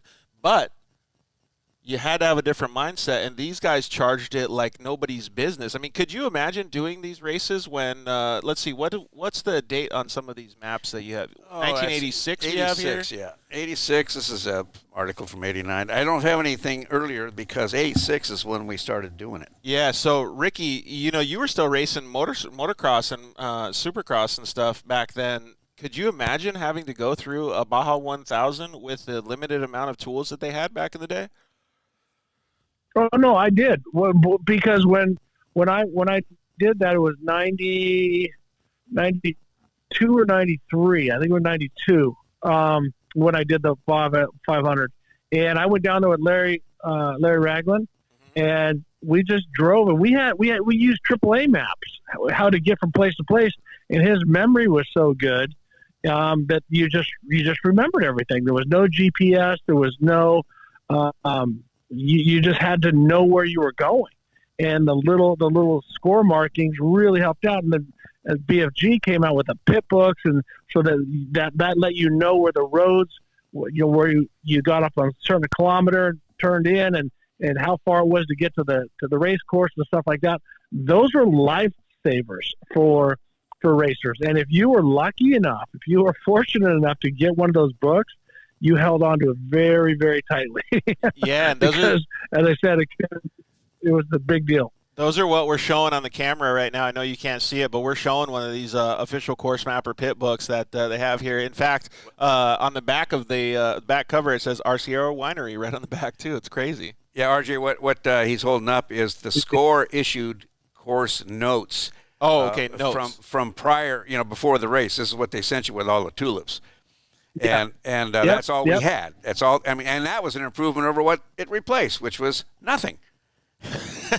Exactly. And so what I brought is some of the maps that I made and how we got started at BFG stuff. He hasn't seen the. Let's see one of the ones that you made. This stuff, Ricky. This stuff is phenomenal. I mean, I don't know if you've ever seen any of this stuff, but it's so cool for me to hold on to, and I'm calling them artifacts, but. The 1990 Baja 500. Yeah, now let me show you something here. Patience, Ricky. We'll be right back. So, Ricky, he's talking about them like they're petroglyphs here. Well, they are. I just don't want to get they really are. I mean, they're so insanely cool, Ricky. You have no idea how much of a smile I have on my face. Ricky talked about the Auto Club maps, and that's really what the basis of this was. That's how I did it. I used to make my mapping, use Auto Club maps, and then I used World Air charts, aeronautical charts. And so every sticker and color you see there is an Avery label that I would stick onto the page, label, and keep going down, and made the whole map that way. And then I'd go back and I'd color them in. This was the first time that I turned it over to BFG. I did all the mapping, I did all the computations, and then they spent their money having it printed with real ink instead of two guys sitting at a table with highlighters. When I hear this stuff, like, this blows me away because it's so much different now. Like, when you did your first Baja 500, Ricky, and you said it was 92, right? Yeah. Yeah. See, what was the tools that you had at your leisure? Nothing. I had a map, and I just remembered. Larry and I would go out and we would drive all day, and we would talk, and he would go, and so we would talk about stuff, and so then when we're done, he goes, "Remember we were talking about old girlfriends and blah blah blah," and I'm like, yeah. He says, "You remember that rancho and this and that," and so you remembered the course, and that was the thing. Your co-driver wasn't telling you left and right. He wasn't telling you anything. No. So what I would do is if there was really, really bad danger spots, I would put a piece of duct tape on the dash and I would write the mileage. And that was my, that was my thing, just so remember those the ones that can kill you. Yeah. Other than that, drive what you can see and go as fast as you go. Yeah. Well, Ricky, you've done this too. In the early days, we used to pre-run a course and we'd only try and remember certain parts of it. Like we would learn about from Rod Hall, watch where water goes. If you're going through cross grain, you're going across the water. Right. It's not there. If you're all of a sudden smooth, you're going uphill or downhill. Right. And then in Baja, when you go from smooth and all of a sudden it's dark, you can't see what's going on, and you go through a little patch of rocks, you just come to the bottom of something and you're going back up. Right? Yeah, that makes sense. Yeah. But that would be gnarly to understand that, especially for a dirt bike guy. Well, but you use all the sensory stuff you got. You got your bodometer. You got your hands. Yeah. You tell for vibration. You can smell things. Different foliage smells differently. You went down there with your nose open, your eyes open, your brain open. Ricky, what's the difference, the biggest difference between now and then? Now it feels like you're in a parking lot. Baja feels small because you know where you're at all times. If you watch Just the Glory, you hear them say to Andy McMillan when he's a kid, He's like, I think I'm lost. They say, trust your GPS. And I can remember the first time that I used GPS on a bike, and I was down it got really foggy, and I was down in the silt, down past San Juanico, anyway, down by Constitution. Anyways, I was like, man, if I just have, wait a minute. And I had a small GPS with a track, and the little triangle. And then I knew, then once I saw that, then I remembered where I was. And then I even remembered little shortcuts that I could go. And I was in the fog so bad, I couldn't see 20 feet in front of me. But then having that, if I didn't have that, I would still be down there. And that was 15 years ago. So, yeah, I mean, I would have been so lost because, as you come to the highway, there's all these fires, and I'm riding around from fire to fire. I can't see any course markings or anything. And then all of a sudden, I'm asking spectators, where's the track? Where's the track? And they're going, there. And I forgot that I had a small GPS on the handlebar. And so now with that, I mean, I went down there with Nico, my co-driver, and Gus's co-driver, and we would go all day. And every day, he had over 300 markings. He would be in there for a couple of hours marking all the different stuff that I did. And that was for one day. And then the next day, another 300, and then another 300. So he's telling me all of these things along the way. But it's not easy, but knowing the biggest comfort that I had, knowing where I was, because there were so many times, and Bob, I know you felt this, when you're like, I don't know where I'm at, and you're lost, and it's scary. Yeah. You don't think you're going to die. You're like, I have no idea where I'm at right now. And then all of a sudden something comes up, like on the crossover road. I remember I was on a bike and I didn't know where I was. And there's a couple cement bottos right before you get to the end. I'm like, holy shit, I'm here already. Yeah. Like, well, wow. I can't believe it. And just completely losing track of where you are that was what it was like without a GPS. And I think the story to that is from Ivan Stewart. He's got some great ones. Bob, who was the lady that he used to race with? Charlotte Corral. She taught us a lot about how to win races. That woman was tough. So, well, you tell your story. Sorry, I got all excited there. No. But so he's racing with Charlotte. They're racing. They've had some downtime. He's just racing his ass off, and all of a sudden the sun's coming up. He slams on the brakes, and Charlotte goes, "What are you doing?" Yeah. He goes, "The sun's on the right. It's supposed to be on the left." We're going the wrong way. They got completely spun around. Didn't know where they were, following track, and next thing you know, sun's coming up on the right. That means you're headed north.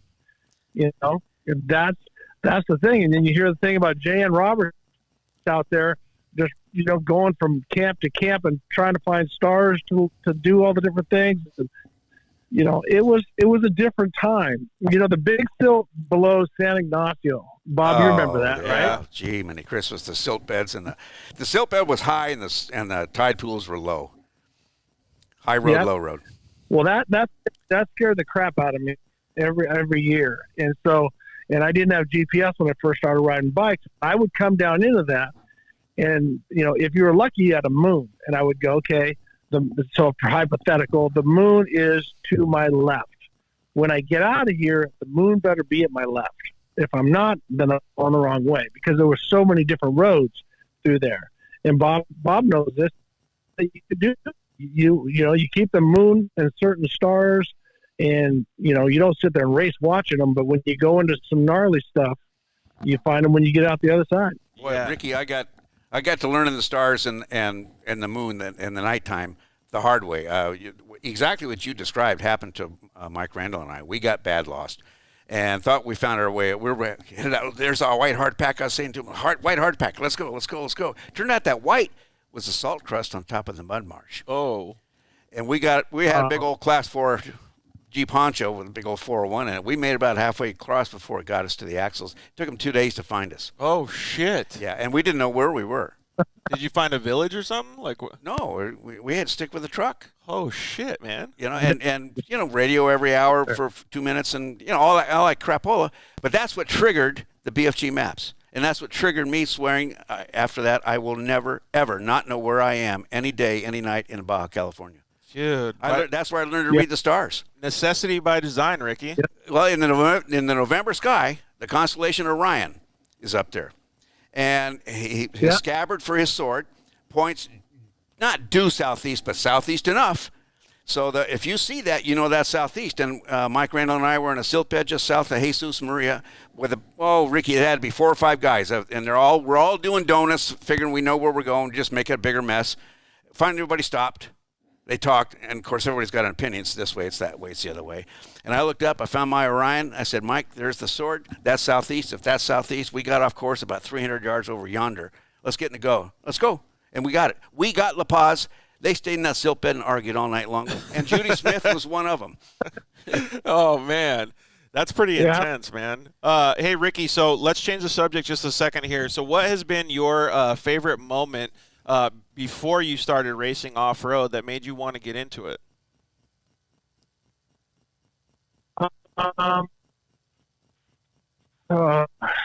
I remember when I was a little kid, my parents took me down to the Baja 500 in the 70s, and it was just such a crazy deal. And then also watching on any Sunday. And when they had Malcolm racing in a car, and he said, I can't catch the motorcycles. That movie made me want to be a motorcycle racer, but that also planted a seed that I always wanted to race Baja, because it was just such a different world from what I was used to, controlled tracks. And, I like bigger, faster tracks. Like, I really enjoyed motocross more than supercross because I like going fast. Or maybe because you grew up at then when I Carlsbad got the Raceway. opportunity. Exactly, yeah. Well, I grew up SoCal, and I was down in the desert, down here in Ocotillo or Glamis or Placer City or stuff like that. I was doing that stuff all the time. And growing up in El Cajon, as Bob remembers, that was like the race capital. Chanith was there. Yeah. Rancho Shock was there. I mean, there was all different kinds. That was kind of the East County San Diego was the mecca for off-roading. So Walker Evans, or not Walker was from Rivers, but Ivan was from there. Yep. Johnson's Bug Machine was there. They were real close friends of mine. Yep. Santee. So yeah, Jim Coe's out there. Yeah, Jim Coe was there. I mean, everybody was out there. So, it was. I kind of wanted to go into stock car racing and stuff like that just because of the challenge, and I felt it was a bigger challenge. But honestly, I've been so blessed to still be 57 years old, racing, with the fastest guys in the world, and racing off road, because it's different every time you run. Yeah, like every time. I was just out in the truck the other day shaking it down for San Felipe for Gus and I. And I'm like, wow, I mean, this truck is 1,000 horsepower, all-wheel drive. It's just a bullet. And it challenges you as a man, as a driver, as everything, to be on top of your game. And then when you go down there, having the open course and the challenges that go along with it, it does scare me that I might hurt somebody, or I could get hurt myself. But there's just something so raw about it, because there's not that much of that left. I mean, every little kid wears a helmet on their bicycle now. It's not like it was before. And Baja has that feeling of being a little loose and on the edge. I know what I liked about Baja right away. It hit me is that in these races, you go somewhere. Yeah. I mean, you go places. Yeah. And it's not like one destination; it's like 100, right? Like, oh yeah, yeah. That is crazy to think about. When I hear you guys talking about it, it just makes me want to be down there. Like, I wish we were already there for San Felipe. I know it's next week, but still, want to be early? I know, right? Ricky, so you are going down to San Felipe out here? Yes. So we tested the truck yesterday, and it's phenomenal. Javi and the crew, everyone's done a great job. I'm going to qualify and start for Gus, do the first half of the race. He'll do the second half. And then we'll see how we line up for the 500. More than likely he'll start the 500, but we have a good plan. So I'll be heading down there Friday. Start my pre-running. I'll be there all week and then qualify on Thursday. Sweet, man. All right. Well, we'll see you out there pre-running, dude. I appreciate you coming on the show. We're going to have Roy Ward and Jeff Furrier come on here in just a little bit, man. So you enjoy your time in the desert before you get down to San Felipe, and hopefully we can all eat some tacos together. You got it, brother. I'll see you on the beach. That's the Malecon. Thank you. See you, Ricky. Later. See you guys. I love the fact that Ricky was able to call in. Kudos to him for being so available to us. It was really cool, man. I know he's a busy guy. I'm going to get Jeff Furrier and Roy Ward on the horn here. But what other show and tell do we have for the audience today? I could give you a comparison. This is the 91 500. Okay. And this want to show this camera right here? Yeah, the camera's still alive. So yeah, let me stand up so I can do it. It's that little tiny one right there. The one on the left. The GoPro, little GoPro one, yeah. So essentially, what I want to point out is on these the maps themselves, the colors, the maps themselves. Every one of these little guys is an Avery sticker, and all I really did is I bought a box of Avery stickers and wrote them down. Stick them on the map, wrote a note in them, and circled them, and went on like that from all the notes of where I'd been on our pre-run. Then I'd come back and I'd make a master, one big master. And I'd color them in. And I did that only for me and me and Randall Racing because we got lost and that wasn't a good thing. It's so crazy for me to see that stuff, dude. Like it's phenomenal because that's what you guys used. All right. Yeah. So BFG printed the map and that got it out to the thousands of people. Which is, thank goodness. That was the catalyst, right? Yeah. Well, I mean, I couldn't keep them to myself forever because it could help people. They help people on the highway. With safety stuff. I can only imagine. So this is the 91 map. So that's 1991, 2001. So let me introduce our guests that are on the line now. Right, so we were going to use Instagram Live. Unfortunately, it didn't allow us to. It kicked us off. But I have Jeff Furrier from UPR Offroad Racing and Roy Ward of Racers Only. We have them both on the line. What's up, guys? Hey, George. Hey, George. Hey, Bob. Hey. hey to both of you. Are we going to talk cattle here? We should, right? All the hay. So, first of all, I appreciate you guys being available on the phone as well. Sorry for the technical difficulties, but we've been having some pretty good fun tonight. I've been learning a lot about the lineage or the history of off-road. Bob's been obviously a Bible showing us some of these maps and things that he created with BFG to help the drivers get from point A to point Z on the map and successfully. And unfortunately, the catalyst to that was Bob sitting out in the desert for 2 days, or more. But you guys also have a lot of experience, both of you guys, in the off-road world. Jeff, you spent some time in the on-road world, but most of your stuff has come from the off-road world, and your heritage has come from the off-road world with dirt bikes and vehicles and desert racing and, Rory's as well, man. So I'm really happy to have all you guys on the show together to talk about some of this stuff. Yep, me too. I'm not sure you need much more than Bob there, but we'll see what we can add. You know what, Jeff? You could address that might fit into a little something I have planned. You were. Is that right? Well, you remember. I might fit into a little dress.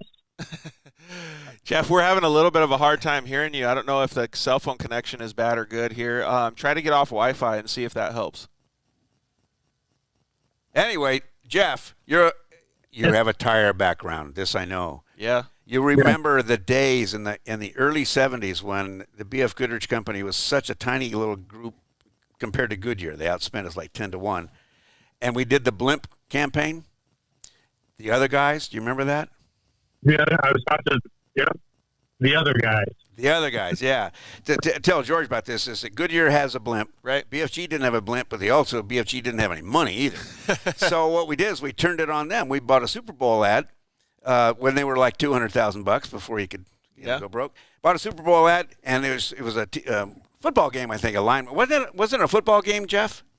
I think so. I think you're right. Yeah, one month, they're getting down, ready to hike. And one lineman looks at the other lineman and he says, "Hey, look, the Goodrich blimp." The guy looks up, bang, hits him, and that was the joke. And so there was this whole deal about the Goodrich blimp, and we made plenty of fun of it. So I got something for you, George. Let's see it. given the stuff that you did at the Mint, I wanted to give this to you here. Oh, it's a blimp pilot. So Jeff and Rory, he's giving me an award. It says BF Goodrich has awarded this certificate to George Hamill for successfully completing the BF Goodrich Lighter Than Air Flight School quality to be licensed as a blimp pilot. Nice. And well, look at the last thing. Yeah, so I'm going to hold this up, and then so everybody else can see what we're looking at, and I'm going to read the last part. Dual instruction, 15 minutes. Instrument, 10 minutes. Takeoffs, 1. Landings, 1. Gas bag filling, 18 hours. Witness and certified by Benjamin Franklin Goodrich and Patrick C. Ross. Oh, that's hilarious, man. Pretty cool to see that. That's pretty cool award. I've spent a lot of time filling tires. Never had one of those. I don't know if why it's happening, but it seems like we got a really bad spotty connection with you guys. Let me see if it'll be a little bit easier. Rory, do you mind if I give you a call back? I'm going to talk with Jeff, and then I'll give you a call back, see if just having one of you guys on helps. Yeah, I don't know if I'm breaking up at all either. So Let me give Jeff a call real quick, and then I'll give you a buzz back, Rory. Thank you. you got it. Yeah, so we're going to see if we can get some of these technical difficulties worked out. We really had a problem with Instagram, so I apologize to you guys that are watching the show and that are listening to the show online as well, or excuse me, on iTunes as well. So who can still see us? Facebook? No, everybody can see us on Facebook and on YouTube. They just can't see Jeff's face. So Jeff Furrier, what's up, man? I'm here. Yep. Yeah. Oh, way better. Yeah, it sounds a lot better. So we're gonna just have a little bit of fun with you, and then we'll switch over and we'll get Rory on the line. Sorry, you guys can't talk to each other. We know you're best friends. Yeah, I'm sure we'll catch up. So a couple of the things that we were talking about when we came back from commercial break, we showed a few of the cars that Rory has worked on and that you guys have actually worked on together.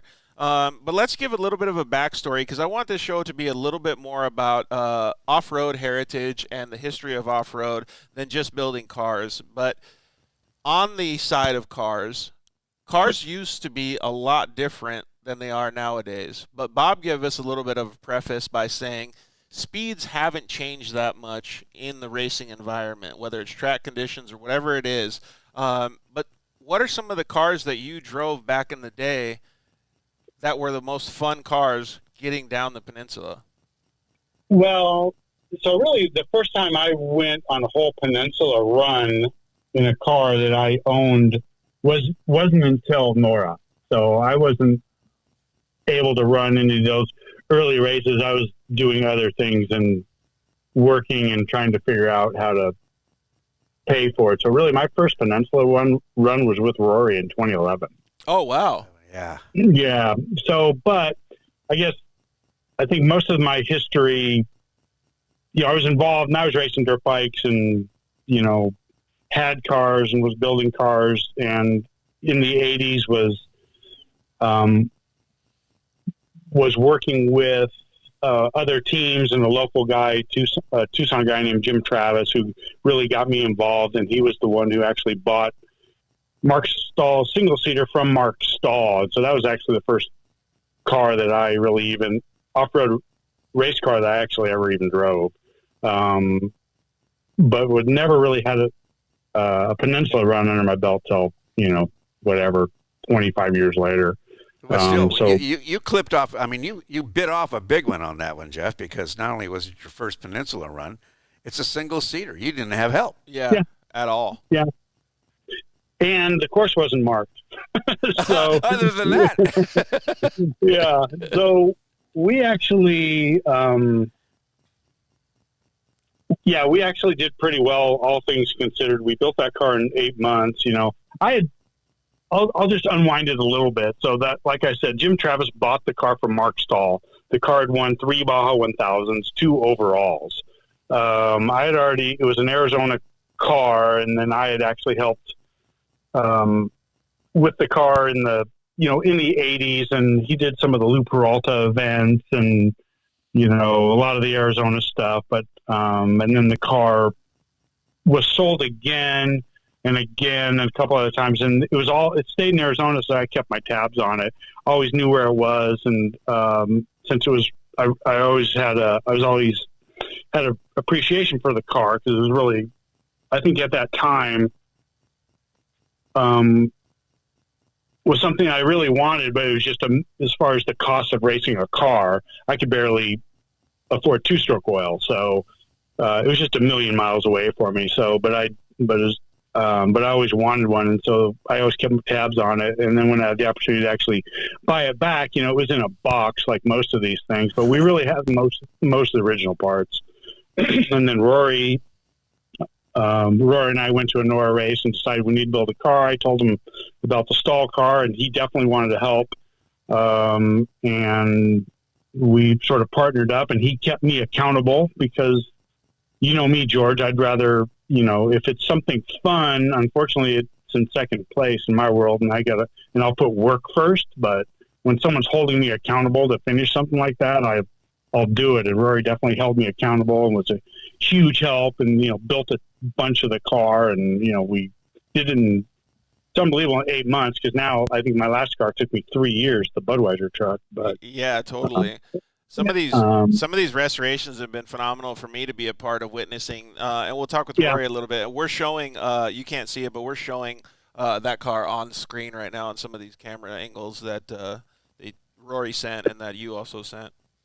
Yeah, so that was just a ton of fun. And so getting to the Peninsula Run part of that, NORA, the course is not marked at all. They give you GPS, which is a huge advantage. But honestly, we showed up there and had no idea really what we were doing. We were just so excited to be there. Literally, the car went back and forth between Tucson and Bullhead City with both of us working on it. And I'd never actually driven the car until I drove it in the parking lot, I think, of the Colonial. Which is in Mexicali, George, at the beginning of the race, yeah. Yeah, in Mexicali. So I think I drove it in the parking lot, and then drove it to the starting line. And I can't believe actually, Mark Stahl started. So I'm going to pass on let's Rory tell you the story about the bull ring, which is, he does a better job of telling it than me when we just got the car done and they took pictures of all the Chenwas that were there. But anyway, we got, we showed up, we were super excited to have the car together. We didn't really understand how the timing worked. And I think I left the first driver's meeting. I talked to Sean Hogland, who Bob knows well. And Sean basically told me, he said, he gave me a couple of tips, which I didn't really understand. And really, basically, he's like, hey, you just can't be late, which I didn't really understand exactly how it all meant, so, or how it all worked. So we would show up at the starting line and we'd just hang out, right? But we would start late. He said, no, Sean told us, you just can't be early. We're like, oh, okay, we can do that. But we would be an hour late starting. You know what I mean? We were losing all this time and during the race, but we kept making up the time during the stages. And then late in the race, I don't know, someone mentioned to us, man, you guys are doing pretty good. You guys might even win. And we're just like, what? And then so at that point, we decided, since we were in contention, we'd start paying attention. We quit eating now tacos. It gets serious. And then it's serious. Well, if you're running around at the back, you don't care as much. But when you have an opportunity to win, then I think after the first couple of days, we figured out the timing, and then it turned into a race, of course. It's funny to hear the stories, like what Jeff's saying, what you said at your guys' first races and stuff. I know that racing is always serious, and every time you put on your helmet, it's a serious event, right? But it's different than it is now. Like, it's completely different when you don't know where you're going, where your heading is, and all of these different things. Like, to me, I would have loved to have been a part of that because I'm such a fanatic about exploration, and to me, it would have felt like that. Well, it's different when you're exploring and you're hauling ass. Right. You know what I mean? And you're trying not to hurt yourself. So like Ricky said with the duct tape, so Nora, you get a road book, and I'm in a single-seater, and so you can't really read the road book. So you just have to write down where the the dangers are. Really, I wrote down where the big dangers were on a piece of paper on the visor, and I would just look up. And what's funny is on Laguna Salada, the first one was at 60 miles on the first day. I don't know, maybe that was the second year because Mark drove the first day. But we would write down the mileage. You'd write down the dangers. But if you take a wrong turn, your mileage is off. And so the dangers are in different spots. So you just can't even compute it. So you just can't even compute it, right? You know what I mean? So, but once you get better at it, you figure all that stuff out. But Yeah, exactly. honestly, Richard Harding, what's up, man? He says Bob's a cool guy, too. Oh, cool. Sorry, Jeff, go ahead. you. so Bob may not remember this, but at that first Nora and that single seater, we came into Bay of LA, and Bob was working the start finish line, and he was handing out beers. And I'm pretty sure I'm sure it was the first, and tequila. Yeah. And tequila. I like this guy, Jeff. And tequila. I think we were so happy to be there. I think maybe had a couple too many of those, and then you got to figure out how to get the race car to the hotel. So You're parked in front of it, but you don't know.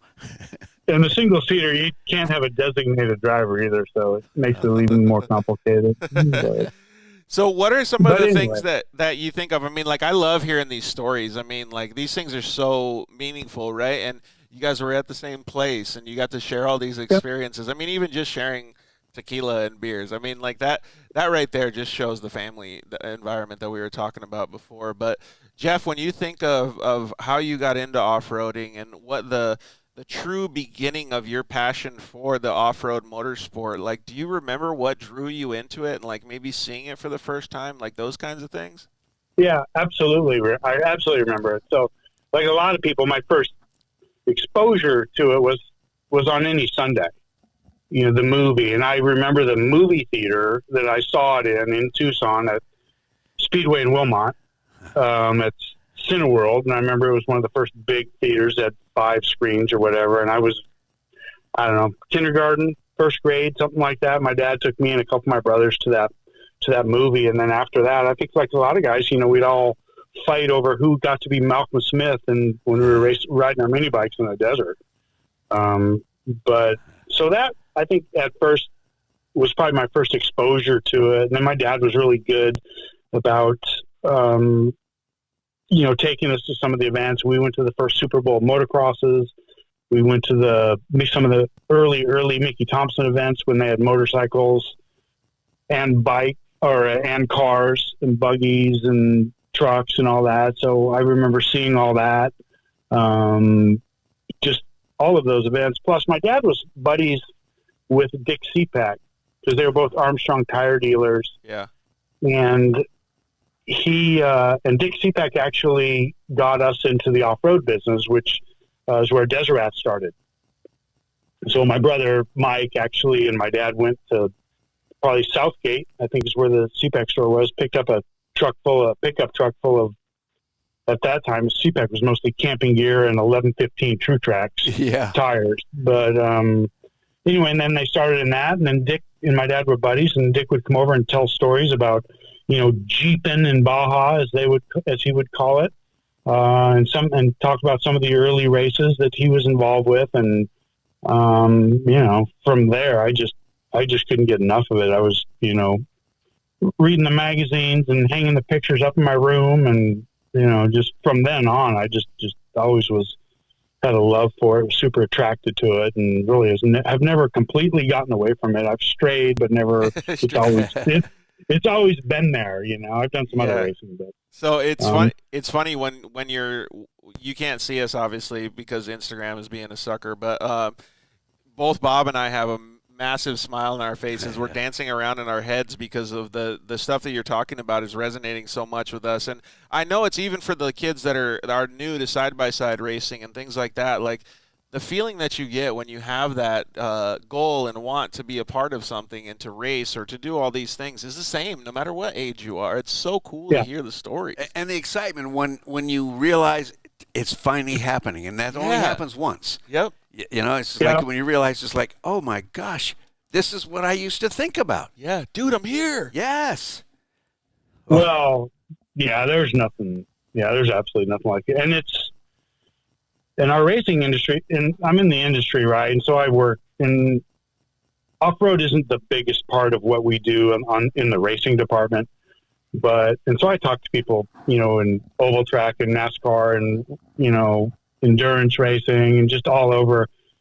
And I know a lot of them, and they know I have an interest in off-road racing. They'll ask me about it, and then you try to explain it. And Yeah. it's crazy because you can't even hardly explain it to other racers who don't race off-road. Like you can talk to a guy who's, raced some of the biggest races in the world, and you just can't explain it. It's like being at a freaking, neighborhood block party and someone asks you what your hobbies are and you tell them, and then they say, you mean like dune buggies? And then you're just like, yeah, dune buggies. And I remember being in high school. I remember being in high school and people are like, "You're a dirt bike racer? What the fuck is that?" And you're just like, "Oh, Yeah. okay, yeah." Like they only knew football and whatever was cool in high school, so I can totally get that because off-road is even further down the line. I would try and explain to some of them about the takeoffs and landings aspect. Yeah, but they didn't get that either. No. Yeah. So, but honestly, that's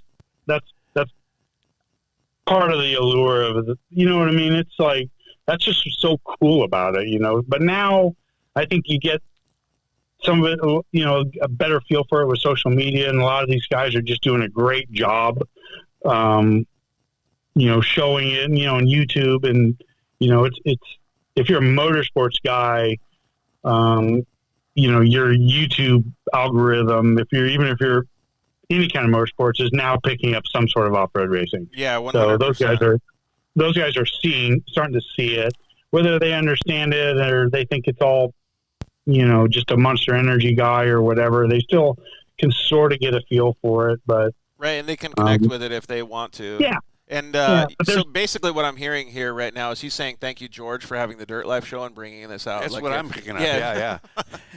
But yeah, Jeff, I do understand what you're saying because I get a lot of that on my social media now too. Like even if I don't want the dirt bikes or the stuff to come up, it pops up anyways, and I'm just like, oh wow, that's cool. I never thought of that, or I never seen that before. Right. So, but it was way different when you talk about the lineage of it. I mean, like.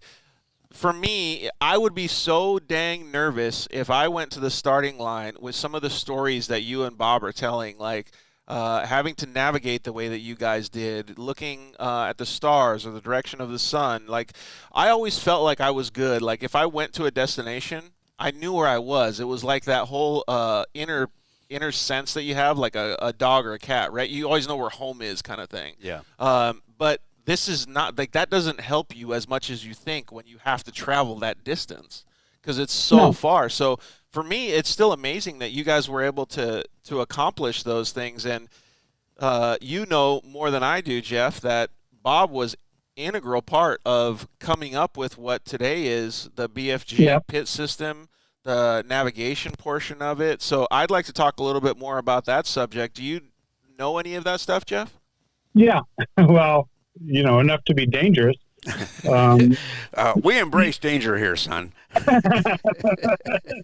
But at the same time, I mean, we all grew up like, well, I know you did, like, you left your house and you know what I mean? You didn't have navigation. You can get home. Right. But I don't know. I think that's just part of the adventure. When you're road racing or even if you're motocross, you're going around. Motocross is different because the corner could be different every time you go around with a rut. But like if you're on pavement or most other types of racing, you're going around the same corner, 50 times, 100 times, whatever. And it changes with the sun and the amount of rubber on the track and, tire temperatures, stuff like that. But you learn the corner. I mean, the basic, the apex doesn't change that much. The distance doesn't change that much. Your braking points don't change that much, but you're in an off-road race. And even, these guys are pre-running for a week at a time. Yep. Even if you're first up the line, you still don't know what the course looks like. Right. So, like off-road racing is it's insane, really. I mean, I can't believe we can still even do it. Yeah. That's something that baffles me too. Yeah. So, I mean, but I don't know, it just shows the passion of the people that keep it going. Yeah. But it's just totally different. And talking about the passion, Well, Bob had a lot of passion because he sat out in the fucking desert for 2 days before he came out with it, trying to help BFG to come up with these maps and stuff. I mean, like. So I'm thinking, Bob, if he had a choice, he wouldn't have been sitting there. Yeah, no shit. But Mike Randall's a good dude. I'm sure they had a lot of good times out there. Do people drop you off snacks, or you were eating pitayas off the cactus? You know what? There was another stuck race car about 100 yards over off there, and those two guys got out and they walked. What? Never saw them again. Went over to kind of check out their race car and found 3 things that were a really good idea. We kept them. Really? Their battery. We needed their battery. And they left their sandwiches behind. Thank you. They weren't new sandwiches, but they were good sandwiches. That's hilarious, man. Dude, to be stuck out in the desert for that long would scare the shit out of me, man. But yeah, so still kudos to you. I want to talk about it a little bit more, Bob. The development of that program that BFG started, it was necessity by demand, right? Like, yeah, it was selfish. Then it went to necessity. Selfish for me. That getting stuck out there. My wife nearly threw me out of off-road racing, and I tell you what, she's got the power. Well, it's because she was scared she wasn't going to see her husband again. Yeah, I mean, it was justified. And so I said, well, Bob, you just can't let that happen again. Yeah. And that's when I started figuring out what could I do and how can I do. And I would beg rides to pre-run down there. The guys I raced with wouldn't pre-run them. The Randalls hardly ever left town. Right. And so I'd beg rides with guys, and I'd take my maps, and we'd chase this road and go that road. And over time, I got to myself a pretty good set of data so that I could get into somebody's race car and call the race and control the race and the chase teams from the race car. I could tell them to go up to kilometer 171.5. You'll see a road. Get up to it. It should take you 20 minutes to get there. Don't rush. We won't be there for an hour. The amount of work that entails is phenomenal. Well, it wasn't work. It was fun.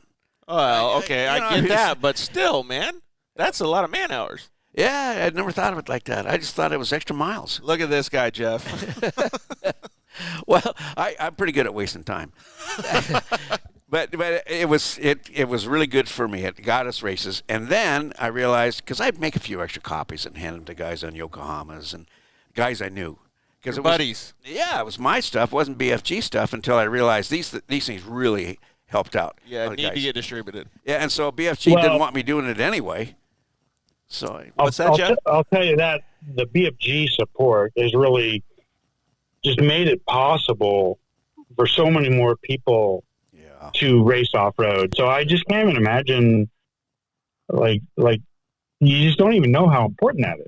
I mean, because really there's people that just couldn't race without BFG support. Right. I mean, like, let alone the great product they make and and all of that. Like, if you just consider the amount of people that can come from all over, they come from all over the country, right? And who can show up with 10 pit trucks? You know what I mean? And the amount of people, and I wouldn't take for granted the amount of lives it's probably saved with people not now having to force people all the way down the peninsula or get to that one weird spot and they don't have enough trucks. And, hey, what about you, right, Bob? I mean, that's where that came from. I mean, so... Well, so I even have an example, like a modern day example, is that like there's a lot of new UTV teams, and this goes for the trucks and buggies and stuff too, but that don't use BFG tires, but still utilize those services to be able to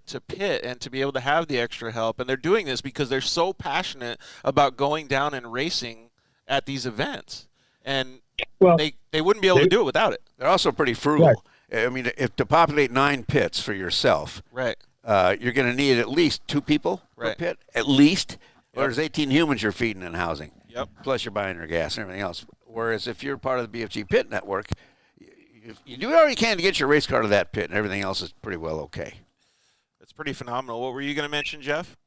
Well, and if you're a new guy, I mean, you're going to show up at a BFG pit, and there's going to be a whole bunch of guys there with a bunch of experience that are, a lot of them might be saying, hey, you're not going anywhere. You know what I mean? It's like, like new guys show up and bucket listers. And I don't know. I can't imagine how many people I've talked out of off going and racing the Baja 1000 or racing the Baja 500 who just call us on the phone looking for advice. You know what I mean? And they're starting from such a deficit, and they have no idea because they saw it on TV. But so one of those guys gets down there and he ends up in the BFG pit, and someone that Bob trained is standing there, and this guy, has no spares, 4 tires about to go flat, running on 3 cylinders, you know what I mean? And he's about to head out at midnight, and try to make a checkpoint. Yeah. You know what I mean? It's like, hey, you're not going anywhere, man. You know what I mean? Or they can't hold them, but they can give people they're going to give people advice, and that's the stuff. Those are the intangibles that that an experienced guy down there just would never know. I mean, then there's a whole bunch of them. There's a whole bunch of good people. Yeah, 100%. Doing that type of work, right? Saving people from serious danger. And saving their dream of finishing a race like that. We had a comment from Kane Schmid come in and says, "I won the 1996 Baja 1000 with 1 chase truck and BFG pits in Class 5." There you go. Yeah, perfect example, right? Yeah, and I'm not sure 85 was a loop race. But I bet they had to go San Felipe. 1996 is what it said. It's 96. Excuse me. I don't remember. Did I not say 96? But yeah, he said it was the 96 Baja 1000. So yeah, but that meant he had to probably go Cia Cortez to Pacific side at least one time. It across, yeah. And when you don't have chase guys, yeah, that's dicey. Man, it's so cool. And a lot of that stuff that we're talking about now, you were integral in being able to establish that support system. Yes, but it took giving it to BFG to spend money on it. Right. They produced thousands where I could produce maybe 15. Right.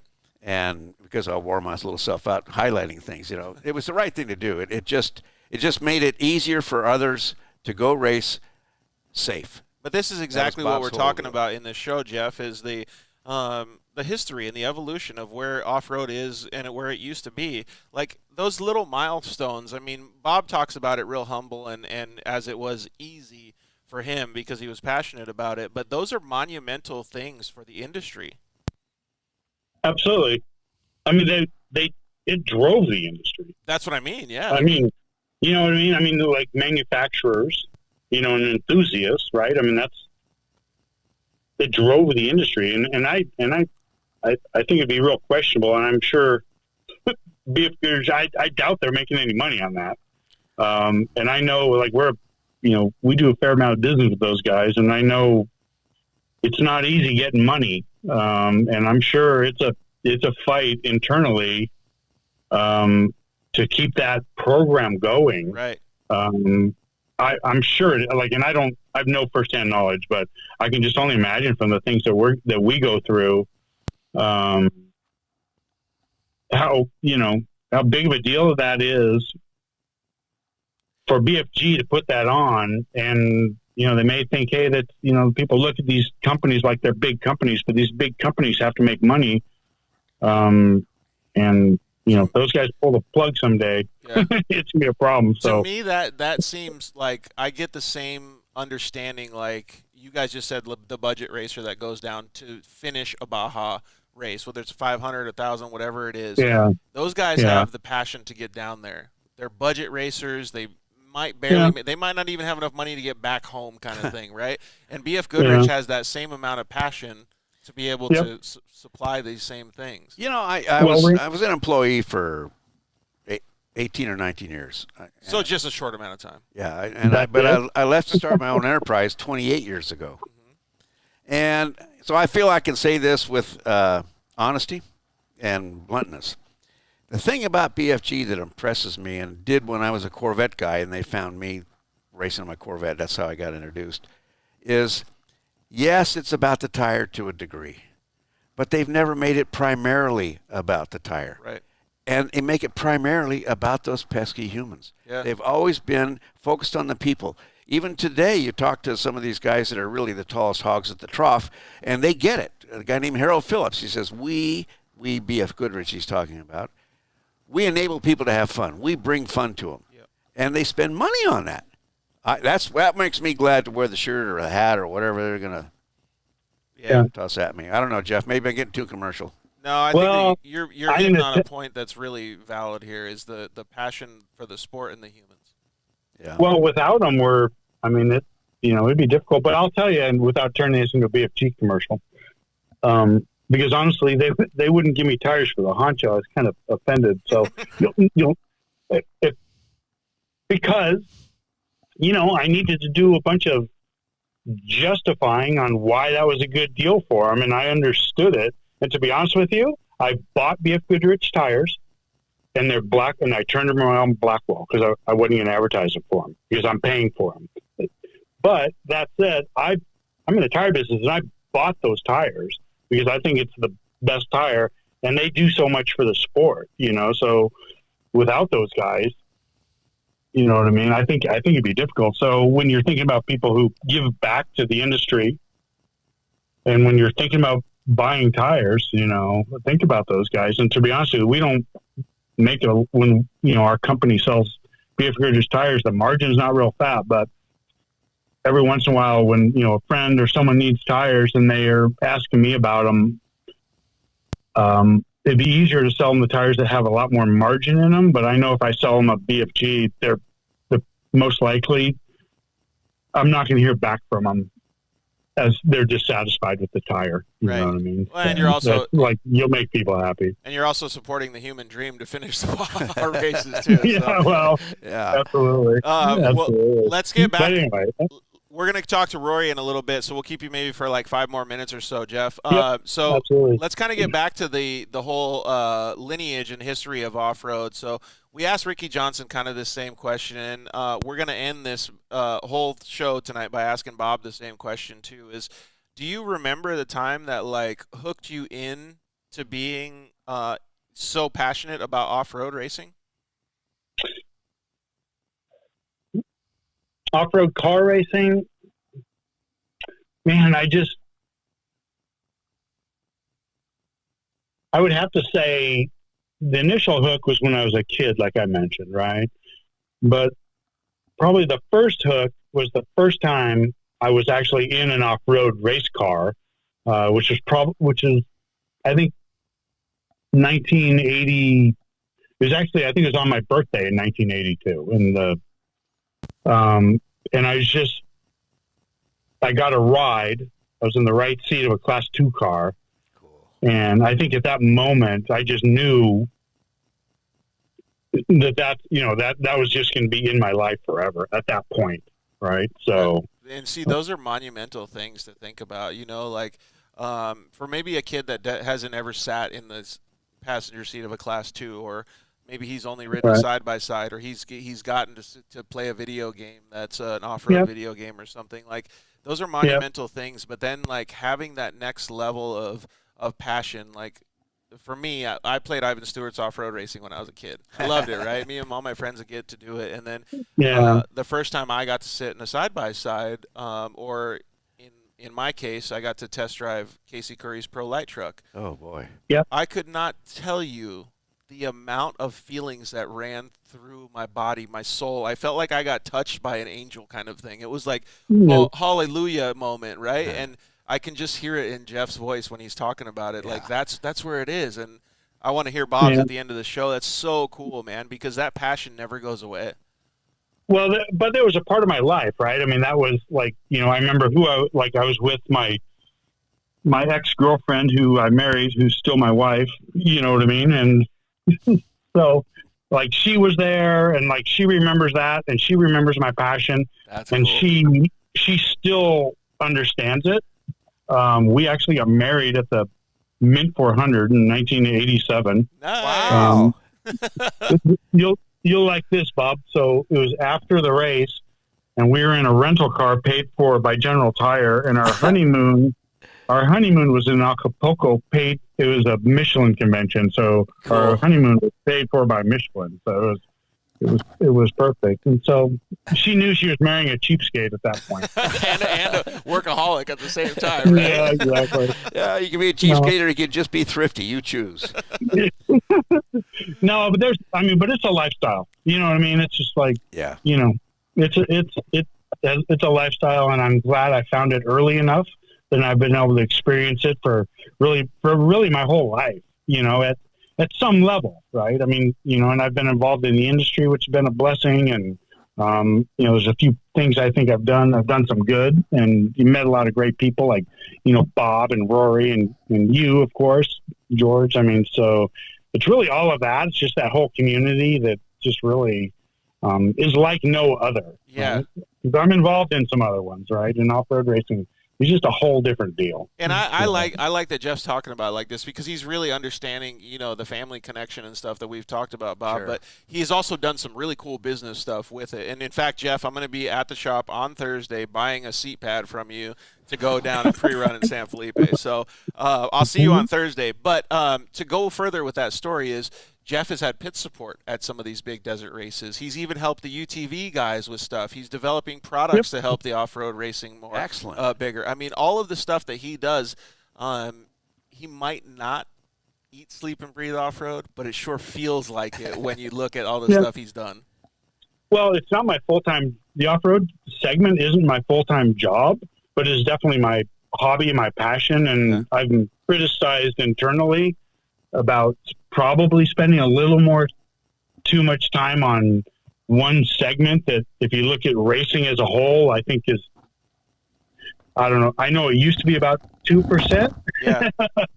I mean, of the industry. I mean, it's just a tiny part of the industry. But we love it, so. 100%.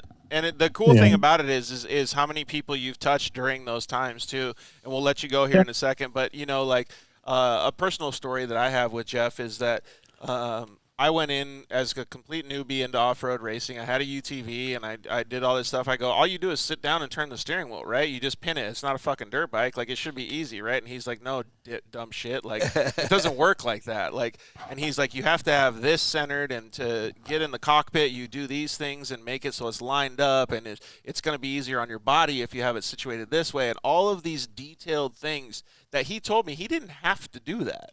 He didn't have to do any of that. He just thought and saw my passion and thought it was good to help me do it. And that's the way that off-road should and usually does work.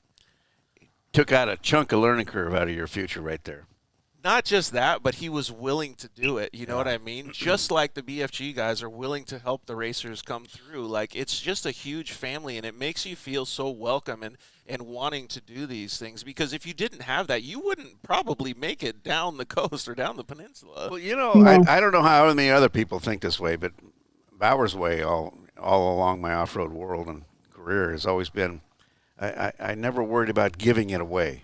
I think you can always give it away. It'll pay you back. It's never a debit on my account. Right. It's an investment in somebody else's. And I see that in action all the time in our off-road world. I can agree with that 100%. I'm sure you can too, Jeff.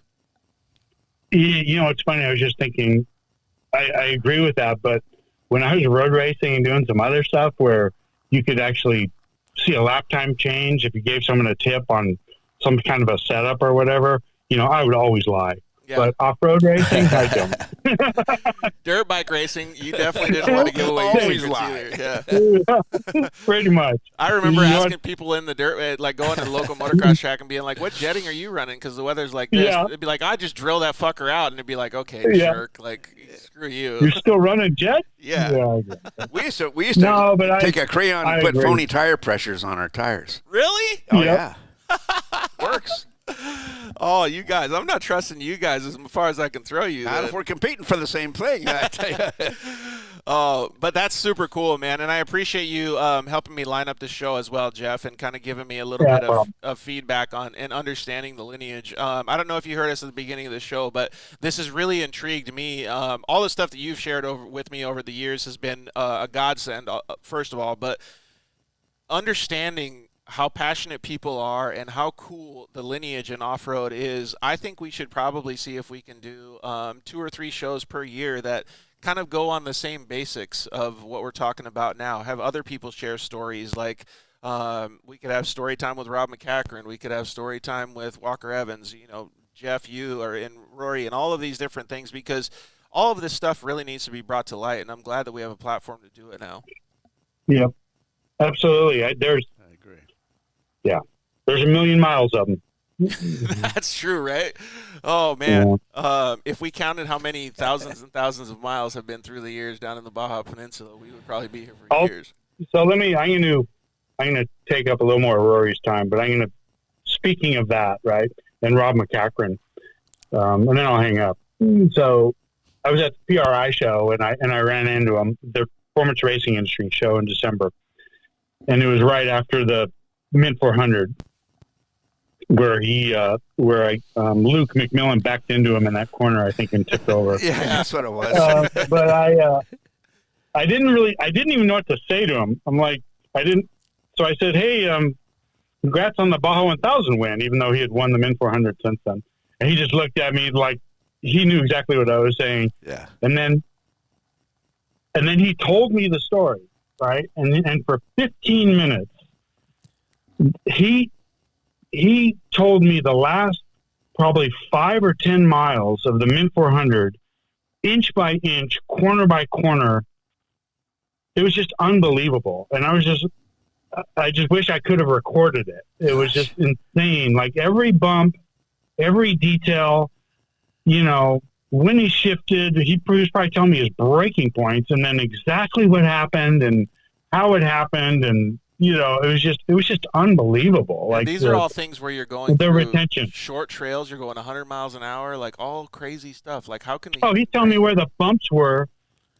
I doubt I'm giving away any of his secrets, but I mean, he's on the power line road and he knew where he was on the power line road I hit one bump and then I hit 2 bumps and he just knew everything, but inch by inch. And I'm just thinking, man, like this guy's racing off-road cars, but that's just genius, right? I mean, like who can do that? And I'm just sort of laughing internally going, this is unbelievable. But anyway, so I'm sure you'd have to have a lot of episodes, but Rory will be great. Make him tell you the bullring story. He's super passionate. He's a real gift to the off-road, especially the vintage off-road industry, because he just knows so much about it and has just done such great cars, and he keeps me in line a little bit. But yeah, it's so cool to hear these. He'll be good. Like, he'll be good. Honestly, just hearing Jeff talk, and I'm sure we'll feel the same with Rory. Like, and even with Amy, man. Like, I feel like we could just keep talking and talking for days on these subjects. Yeah, I'm up for it. I always love talking to Bob. I usually write stuff down and I use down the road, Bob. But yeah, evidence. I have several Bob-isms that I use. Do you remember any of them off the top of your head? My favorite is "You'll never get mugged on the high road." I use it constantly. That's true. I use it constantly. You should have seen how his eyes just lit up when he goes, "Yep, that's true." I use that one constantly. It's so easy to take the low road. Oh man. All right, Jeff. Well, we really appreciate it, man. Right. Like I said, we'll see you Thursday. Thank you very much for sharing stories with us. We'll catch up. Jeff, all right. Good hearing from you, my friend. I'll see you somewhere down the road, I'm sure. Hope so soon. See you, Bob. See you. Bye. Bye, Jeff. Yeah. Man, it's so cool to talk about these stories. Like, I have such a smile on my face. Like, I feel like my heart's smiling right now because we're talking about such cool stuff. We'll get Rory on the line here as well. But just hearing those stories just makes me feel so much more like included, I guess you could say, in the history of off-road. I didn't experience those things with you and him. I just experienced them right now, though. Well, you know what he's talking about, his variety of experiences in various racing worlds, right. Pavement, sort of like that. He's discovered that other race people, he'll lie to tell you. He'll lie to tell you if your tire pressure is not what he'll lie. Yep. But that doesn't seem to happen that way in off-road. And besides, even if it happens a little bit at the end of the race, all you see is those flying hands and people saying, you got me in, blah, blah, blah, blah. Exactly. Let's go have a shot at tequila, maybe on Bob. Yeah, do it. All right, so we got Rory Ward on the line. What's up, buddy? How are you? I'm good. How are you guys doing? Hey, thanks for dealing with these technology flaws. We really appreciate you hanging out with us tonight, though. So, Bob, you know Rory pretty well. Can you give me a little bit of background on him? Rory who? Yeah, Bob. A little background.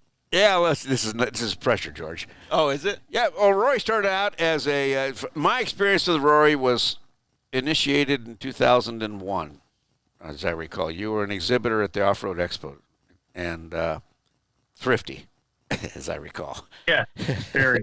If you're not thrifty, you don't think hard enough about it. Well, and so as he became an exhibitor year after year, I just came to fall in love with this guy more and more and more because it wasn't business, it was passion. You could see he had it. And he was doing T-shirts, but you could also see that there was a big old heart beating in there. Yep. And over the years, I've come to follow Rory, the production of his passions. I have dubbed him, like the official historian of off-road racing. And it's just a Bauer thing because he researches, he knows the history. He chases old chassis down, old race cars, buys some of them, brings them back to life big time. Like the Mickey Thompson Challenger 4, one of the most unique race cars ever created. Rory found it in a pile of parts, put it back together. So when we're talking to Rory Ward, we're talking to a guy that is the one right there. We're talking to a guy who not only just gets it, but sacrifices an awful lot of the things he could be doing in favor of the sport that he loves doing. It's really cool to see that passion, and that goes a long way, Rory. We appreciate you taking the time to hang out with us on the show. So we're talking about, obviously, the lineage and the history of off-road racing. Do you remember, your first foray that made you get into it and, thought off-road was cool? Well, it started with my dad. My dad was an off-road racer in the mid-'70s. So, I was probably 4 or 5 years old, and we got a single seat Class 9 in the garage, and the guys are coming over every night and working on it and pounding beers and filling trash cans with beer cans. And, that's how it was in the 70s and in Las Vegas. So I'd go out to the races and, 5, 6, 7 years old. I really could care less about off-road racing at 5 or 6 or 7 years old. It was chasing lizards and crying because I had one of those cholla cactuses in the side of my leg, and I'd walk up to a total kid stuff. Blocks and pulling them off. So it probably, and it's funny you mentioned Challenger 4. That was like one of the only times. It was a '78 mid 400. I remember because my dad was racing, and that was the first time that car was racing the mid 400, and I was out there chasing lizards or something, and I just heard this big roar coming down the power line. And, it was like more so than anything else out there. It was just, the roar was a lot louder than any of the other race cars. And I was like, I just stopped what I was doing, and I looked up, and this big yellow thing came flying by, and dust, and people are hooting and hollering. And I was like, wow, and then I went, okay, back to the lizards, but I remember that vividly, and I was just like, holy crap, that was awesome. So I slowly kind of started getting into it a little more. And unfortunately for me, we moved to Oregon in 1979. So for 2 years I was away from off-road racing. And, the only contact I had at that time was Hot VWs.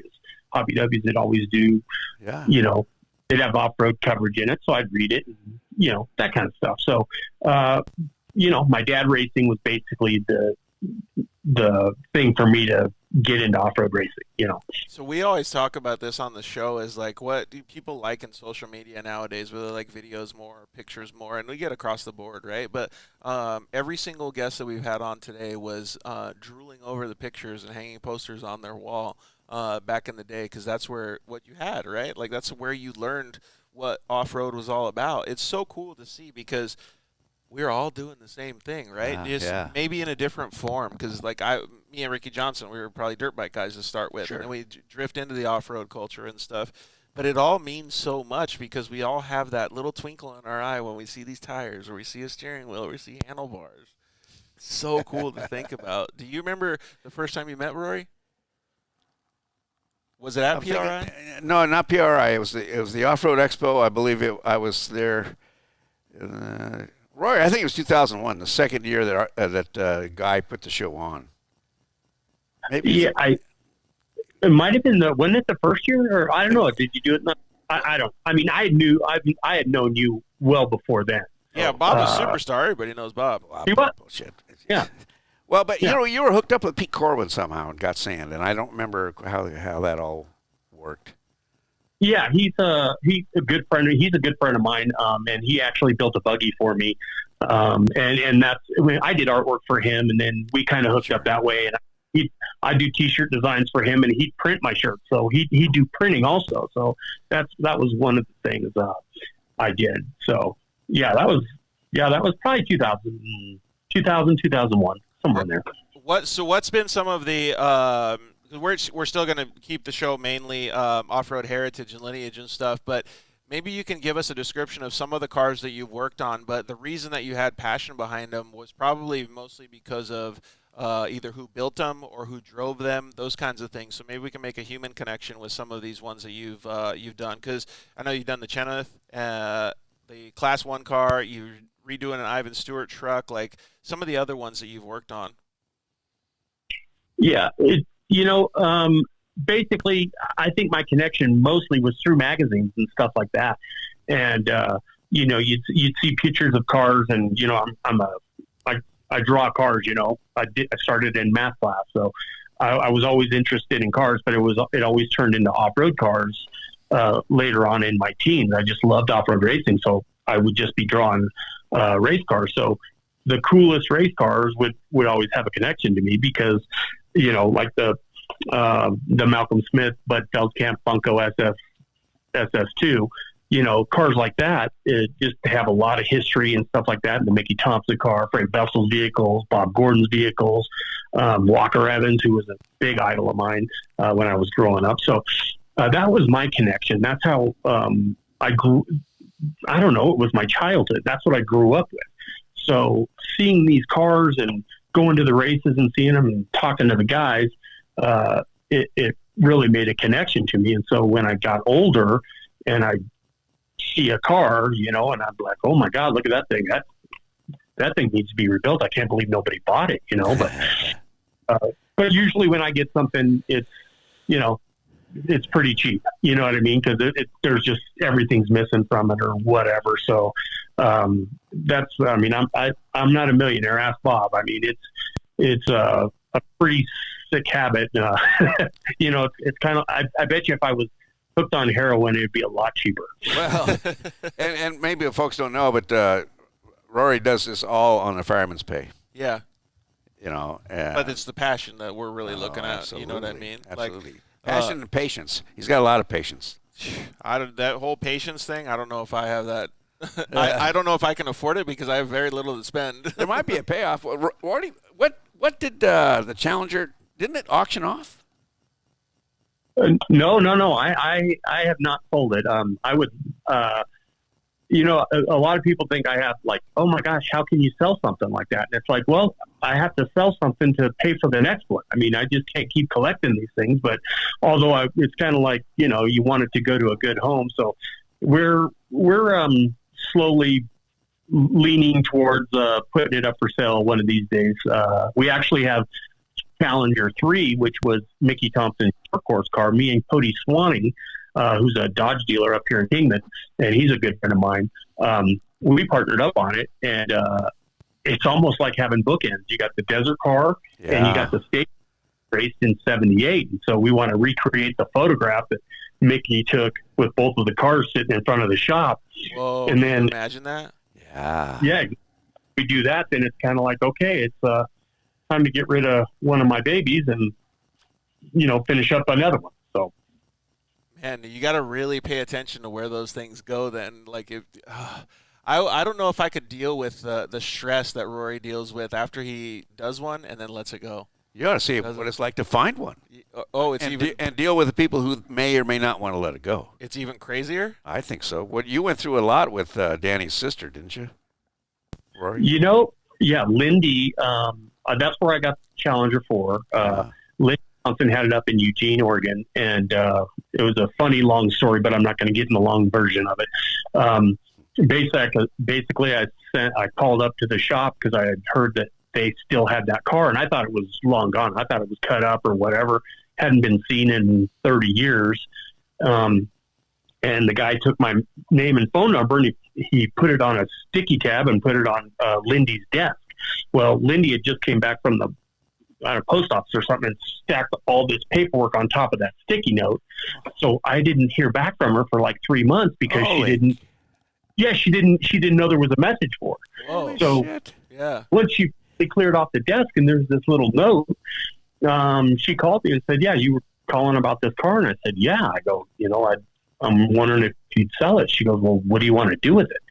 And I said, well, I want to restore it. I want to restore it back to this way it was, and I want to go race it at the Nora Mexican 1000. And I'll tell you, it was like an interview. She said she'd had the chance to sell it 3 different times, and she would sell it. And Lindy does not have a lot of money. She's, she does her thing, and she's not rich by any stretch of the imagination, just like me.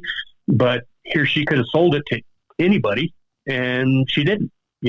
So, she really wanted it to go to the right person, and I'm glad that I was the right person. Yeah, but that has to feel good, though, too, because, like you said, it's like an interview. Like, you want to make sure it goes to a good home.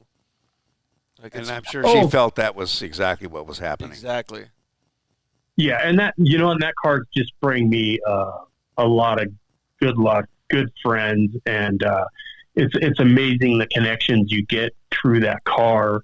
And one of them was with Bob. And Bob, I don't know if you're going to let me tell this story because you never really wanted me to say anything. But we were at the mid. Do you know what I'm talking about? Nope. Okay. we were at the mid 400, and my car was on display with the BFG Blazer, and it didn't have a motor yet, but it looked complete for the most part. And me and you were sitting there talking, and you're like, "Hey, how's this thing going? How you doing on it? This is fantastic." And I said, "You go, what do you need? What do you need to finish on this car?" I go, "Bob, you know what I need? I need money." Joking around, like going, where's Mickey Thompson Tires? Are they going to give me $50,000 to finish this car? No. But it was just kind of a joke. Bob was sitting there for 20, 30 minutes, and we were sitting there bullshitting. And then about 2 weeks later, after the mint, I get a letter from Bob. And I've never told this to anybody, but people need to know this. I'm sorry, Bob, if you're going to get mad at me, but I'm going to tell them. So I get this letter from Bob, and I open it up, and there's a check in there for $1,000. And I'm like, holy crap, what? Did Bob order T-shirts or something? I can't. So I call him up. I go, Bob, what's going on? What did I miss? I said, what do you mean?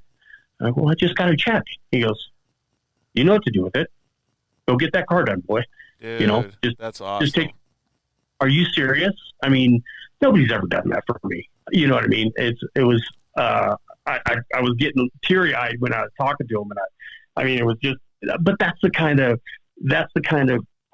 karma I was getting with that car. But and that's when me and Bob, we really hit it off, and I just knew, that's the kind of person Bob is. Bob, like, hey, I like what you're doing, and you looks like you need a little help, so I'm going to give you a little help. Yeah. And to tell you the truth, it's not necessarily money either.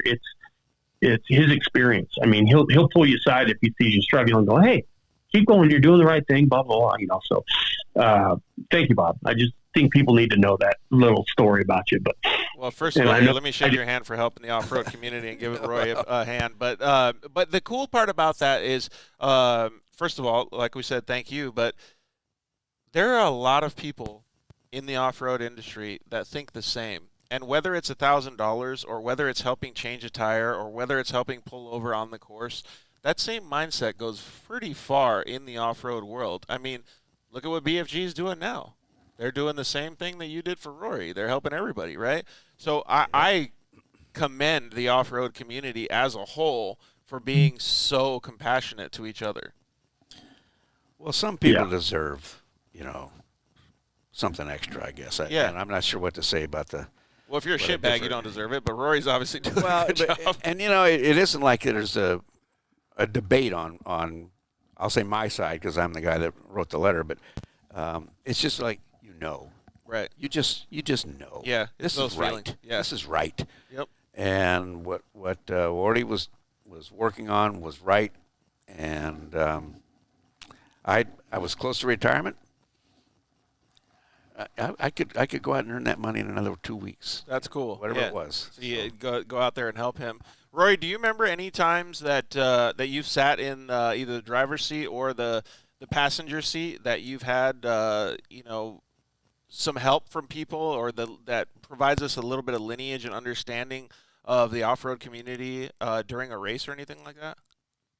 You mean somebody helping you out while you're out there racing? or just something that you remember on course that kind of describes a little bit of the lineage and stuff that we're talking about, because there's been so many cases that Bob's brought up tonight, Amy brought up, Jeff brought up, that just really have made my heart smile, because I can understand what people are feeling on the course, the emotion that's drawn into it, the failure, the success, the goals, all these different things. And I want to hear some of the stories that you have too. Well, yeah, that's the thing. I think probably one of the first ones was the 95 Baja 1000. I was co-riding with a buddy of mine, Mike Jacobson, in a Class 5 Unlimited. And we were coming down the hill at La Rumoroso. And we'd never pre-ran before, but I pre-ran watching the Baja 500 on ESPN.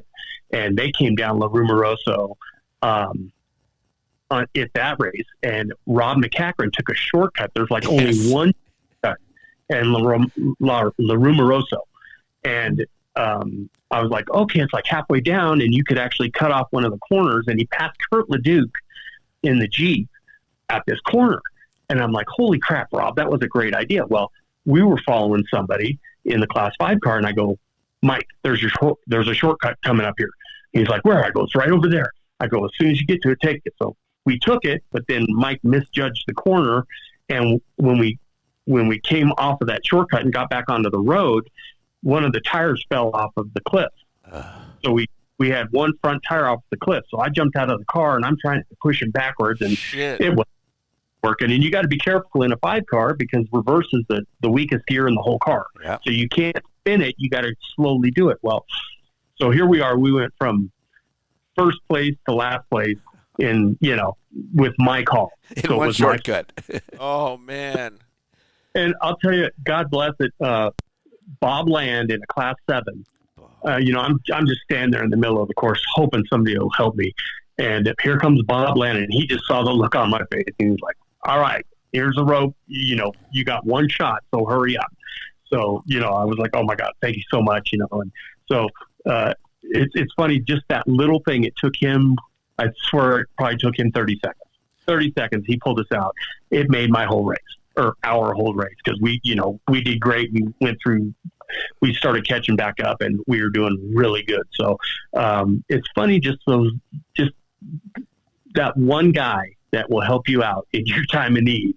And, sometimes it makes a big difference. And I passed it forward in 2017 with Reed Rutherford in a I don't know, it's kind of like a Mason. It's a Mason 7200 truck with an Ecotec. Yeah, Trophy light truck, but same motor.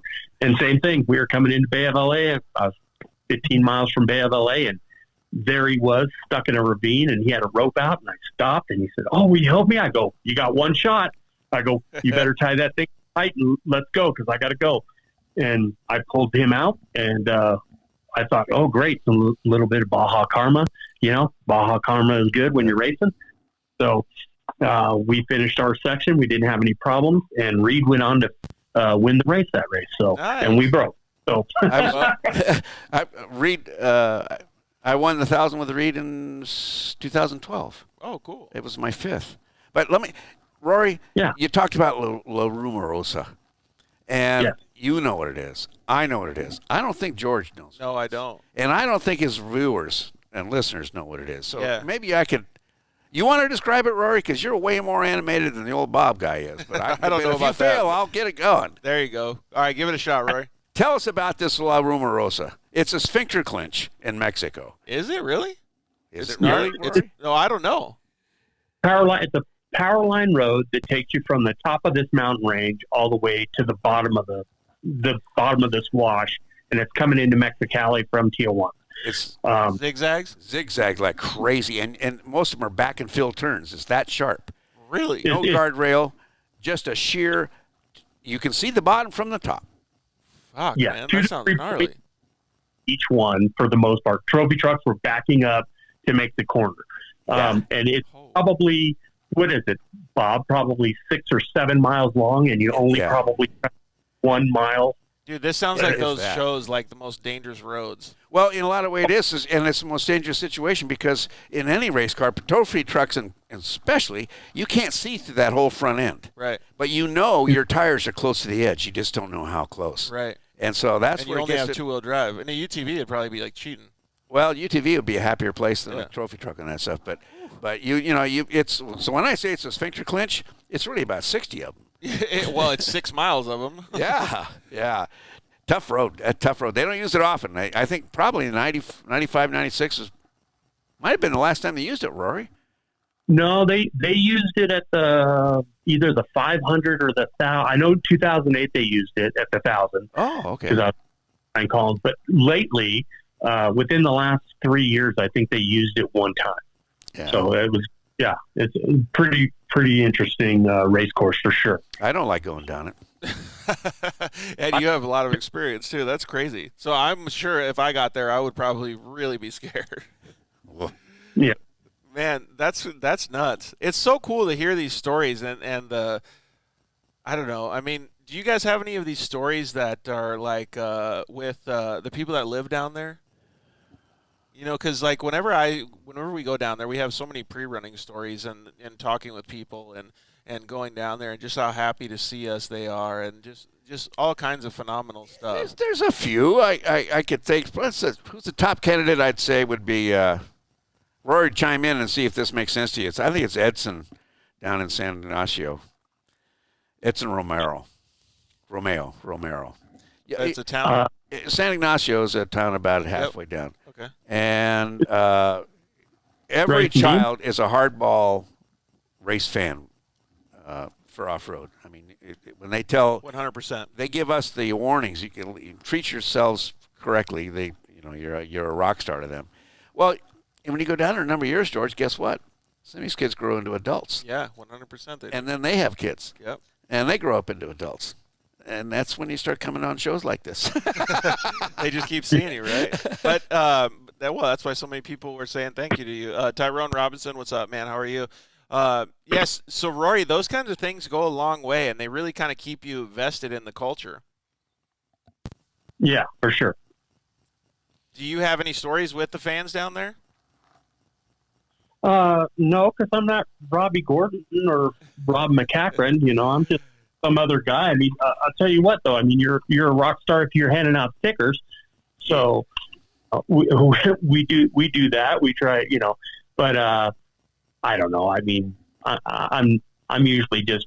I mean, I don't get to go pre-run that often, and that's really when that stuff really happens. I mean, I probably only pre-ran 3 or 4 times down in Baja, just because I just don't have the time to go down and do it right. Yeah, man. Some of that times has been the best times for me, and I'm clearly not Robbie Gordon as well, but I just remember the smile on the kids' faces, like you know.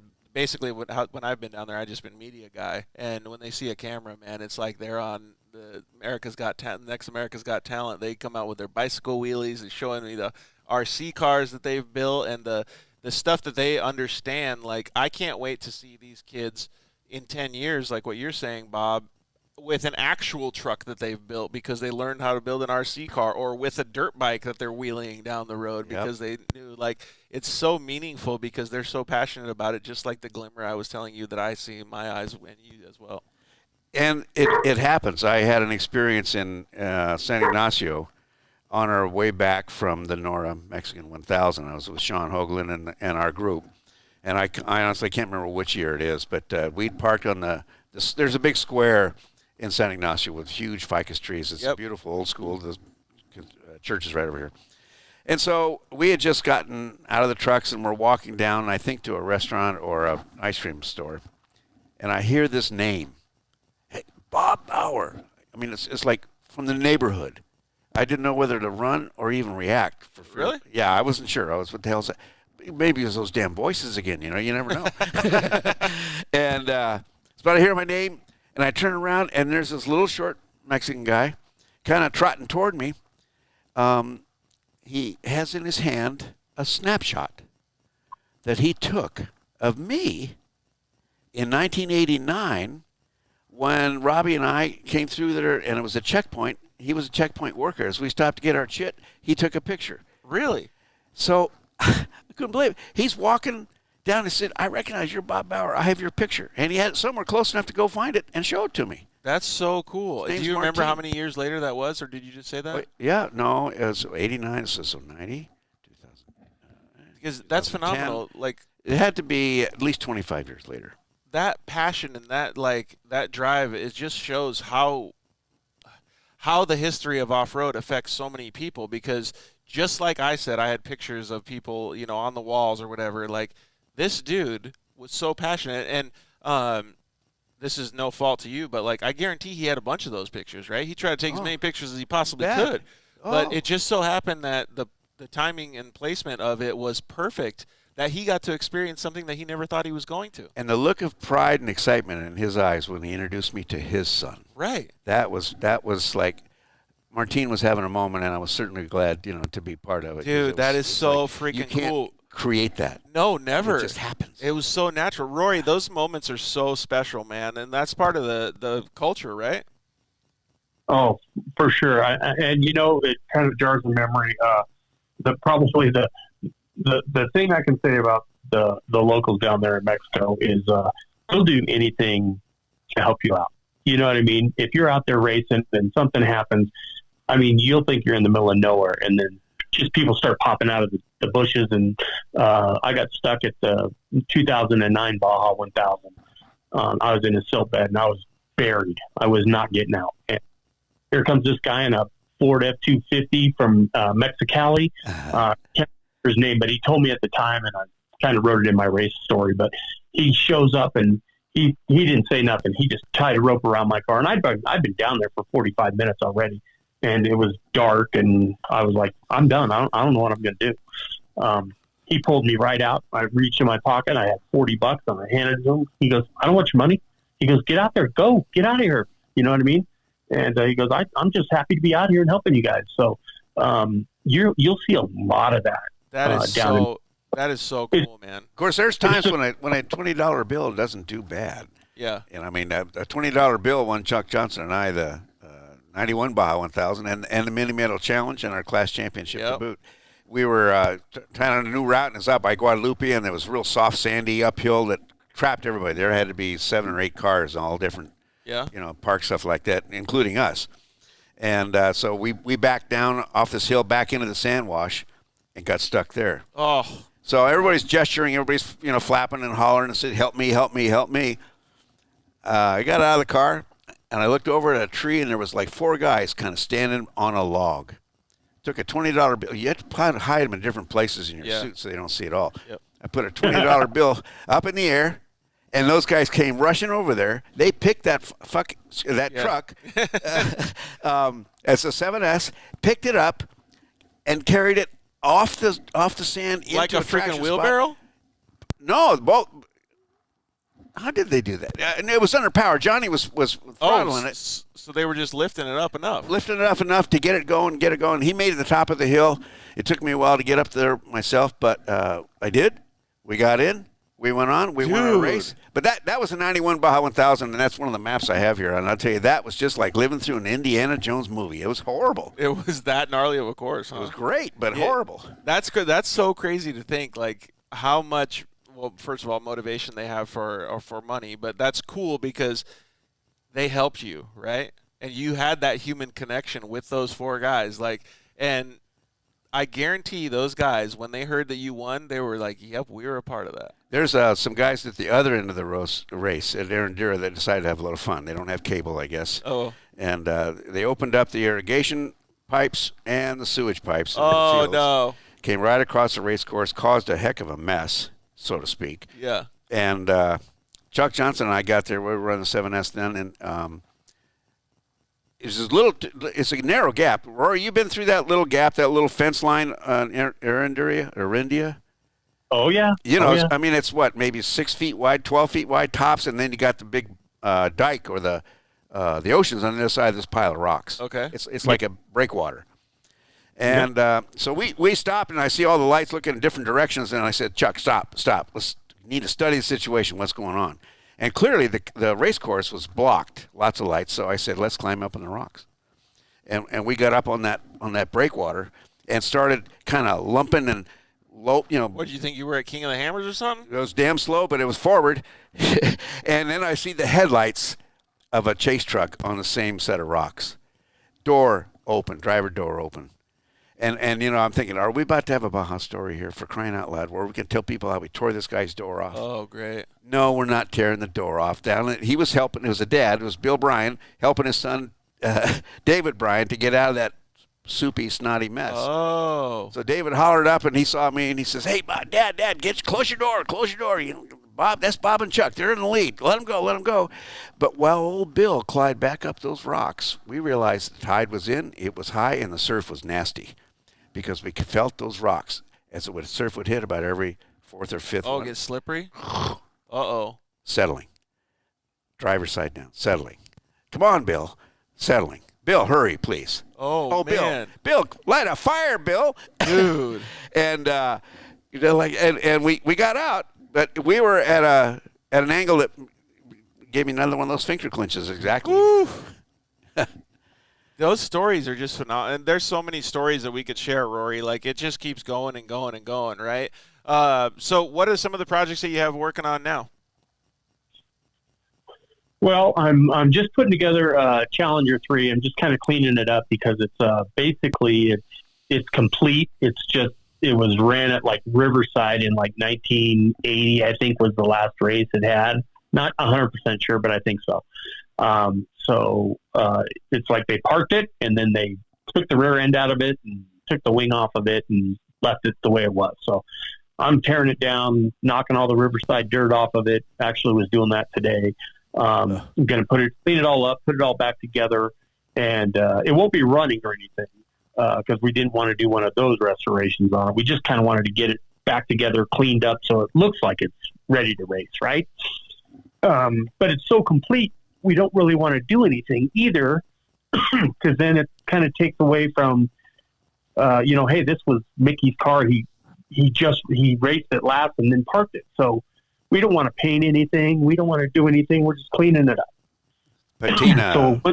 Yeah. Right. So we'll get done. Hopefully in the next 2 months, I'll be done with that. And then I'm jumping back onto the Ivan Stewart Toyota and hopefully trying to get that thing done by 2023. That's kind of the plan. And one of the big things that we just got, which I wasn't planning on doing, is my truck is PPI 001.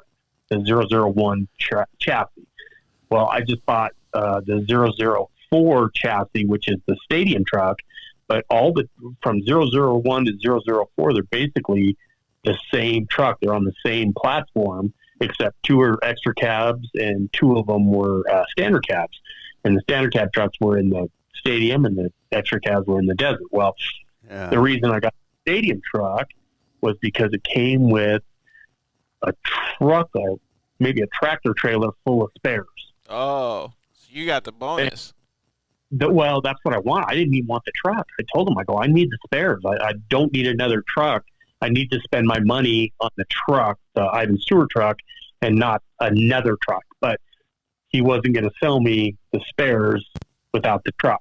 So, and it was Alan Russell down in California, and he made me a really good deal on it that I couldn't pass up. So it's actually going to save me money in the long run. I mean, with, a mountain full of torsion bars and transmissions and steering boxes and suspension pieces and everything. So the shop's going to be full for a little while.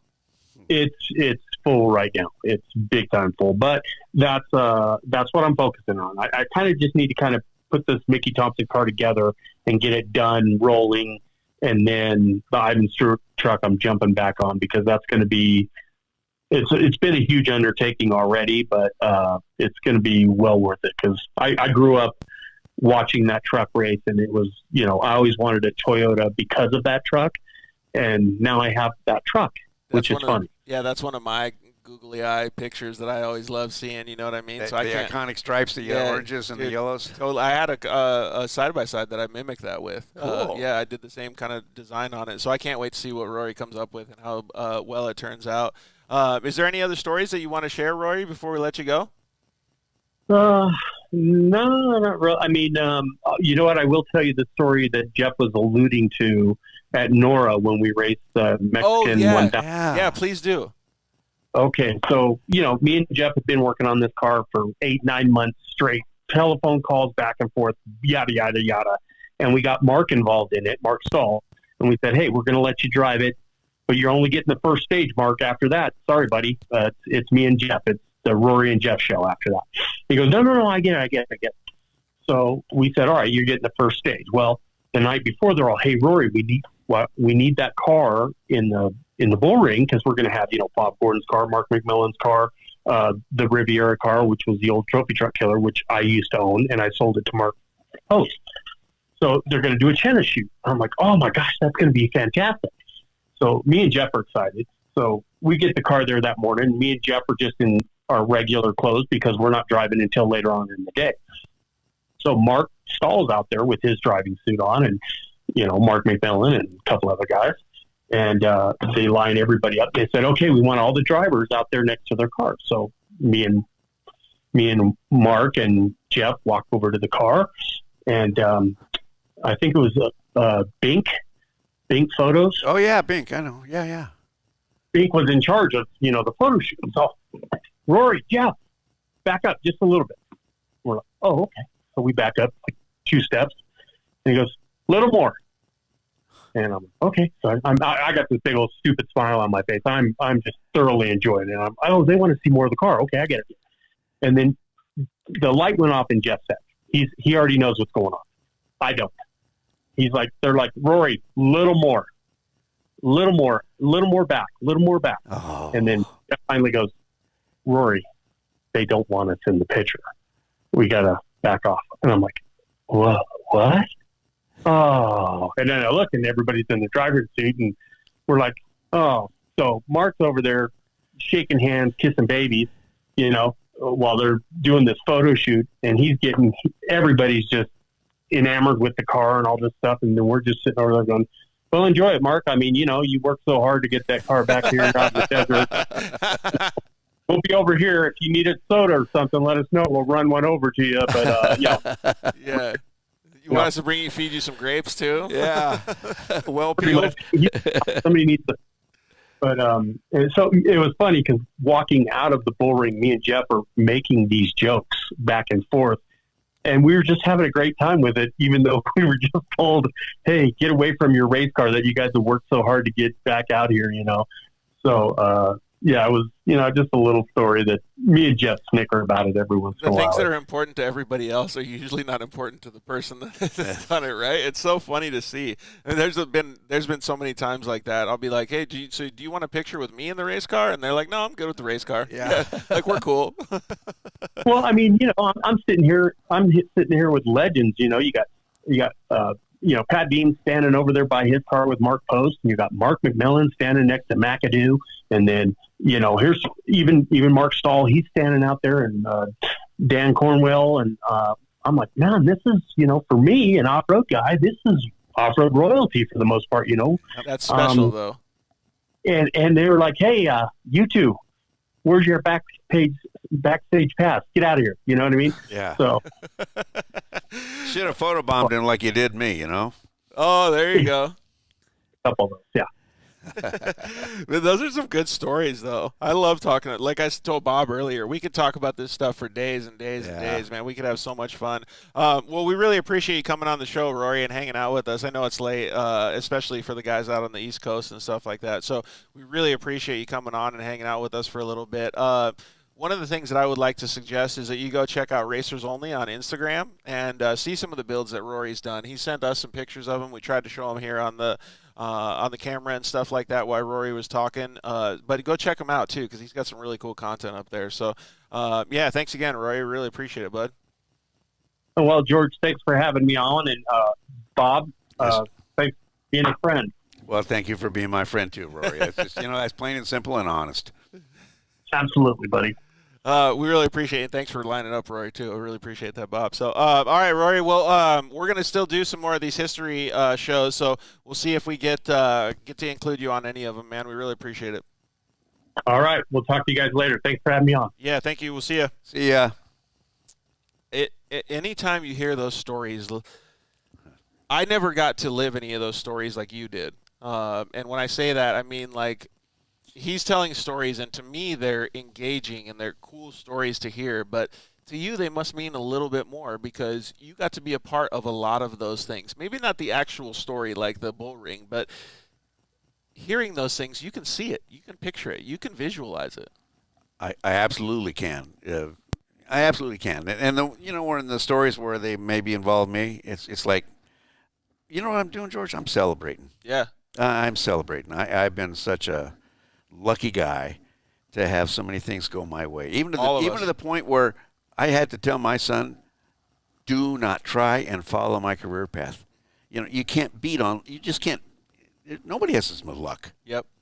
Some of the things that happen are just because life turns that way, right? It just it just happens like that. Well, we're gonna end the show a little bit and kind of go through some questions. We have a rapid fire Q&A that I'm gonna wrestle off at you. But all right, one of the things that I want to do is I want to thank you for being such an integral part of developing some of the technology and mapping and partnerships that currently are foundation for the stuff that we deal with in off-road racing. So I appreciate that because I had no idea. I sat down with you at the last year's Mint 400, and I had no idea you were such an integral part of all that stuff. And I know a lot of people here may not know that as well. So I want to thank you, and even thank you from the audience too. So it's cool, super cool that you were able to do that. And I know that it's humble for you, or you talk about it humble because it was necessity that made it, right? Like that's just what happened. But one thing the desert does seem to teach is you don't want to get your pants too big, dude.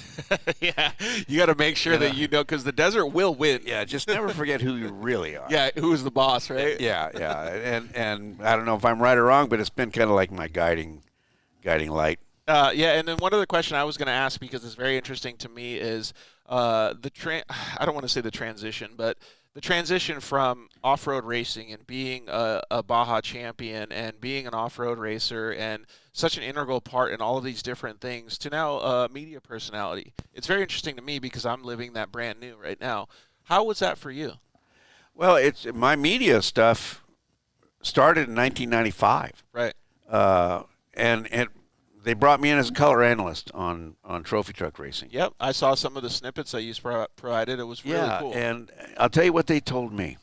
This is, the first approach was from a cameraman, a guy I knew, because we used to sit and have beers after the races, and we just tell each other. I mean, it's, do what you do after races. Your mouth goes like a duck's ass. 100%. And so Mark said, you ever think about, doing any announcing or anything? Hey, come on. Yes, same with me. And so he says, I'm going to call a guy. And what he said, he's going to call his producer, who's back in Marietta, Georgia, a guy named Chet Burks. And I really didn't have that much interest in being on the TV stuff for off-road racing because my opinion of it was way below what they thought they were sending. I thought it really sucked. Yeah. And I don't want to, hit a guy in the mouth saying, hey, your work is shit, dude. Yeah, exactly. You don't do that. So I get this call from this fellow Chet. And he says, Mark, told me to call you, blah, blah, blah, blah. He says, I think we may be interested in you. He says, I don't want you to answer me now. I'm going to send you a tape. I want you to watch the tape. Call me back. Tell me what you think. Okay. Okay. Easy enough. Easy enough. Watch the tape. And then, the crowning glory of this particular race broadcast was they did a long section of the La Bufadora. Yep. And the bacon-covered hot dogs. Ooh. That was like, that's a big part of the show. That's interesting to me. Yeah. Then they showed a pit stop out there in the desert. It showed Rob McCachran coming into a pit stop at about 2 miles an hour and leaving at about 2 miles an hour. And that's just like, I know they don't haul in and haul out, but you get some footage of cars at speed, do you think? Right. So I watched the tape, and I'm dreading what the conversation's going to be. Yeah. Yeah, and I figured. So I finally called him back, and I said, my brain was saying, Bowery, you don't have the job now. You're not going to get it, so you might as well just get it over with. Be honest. Take the Band-Aid off now. Yep.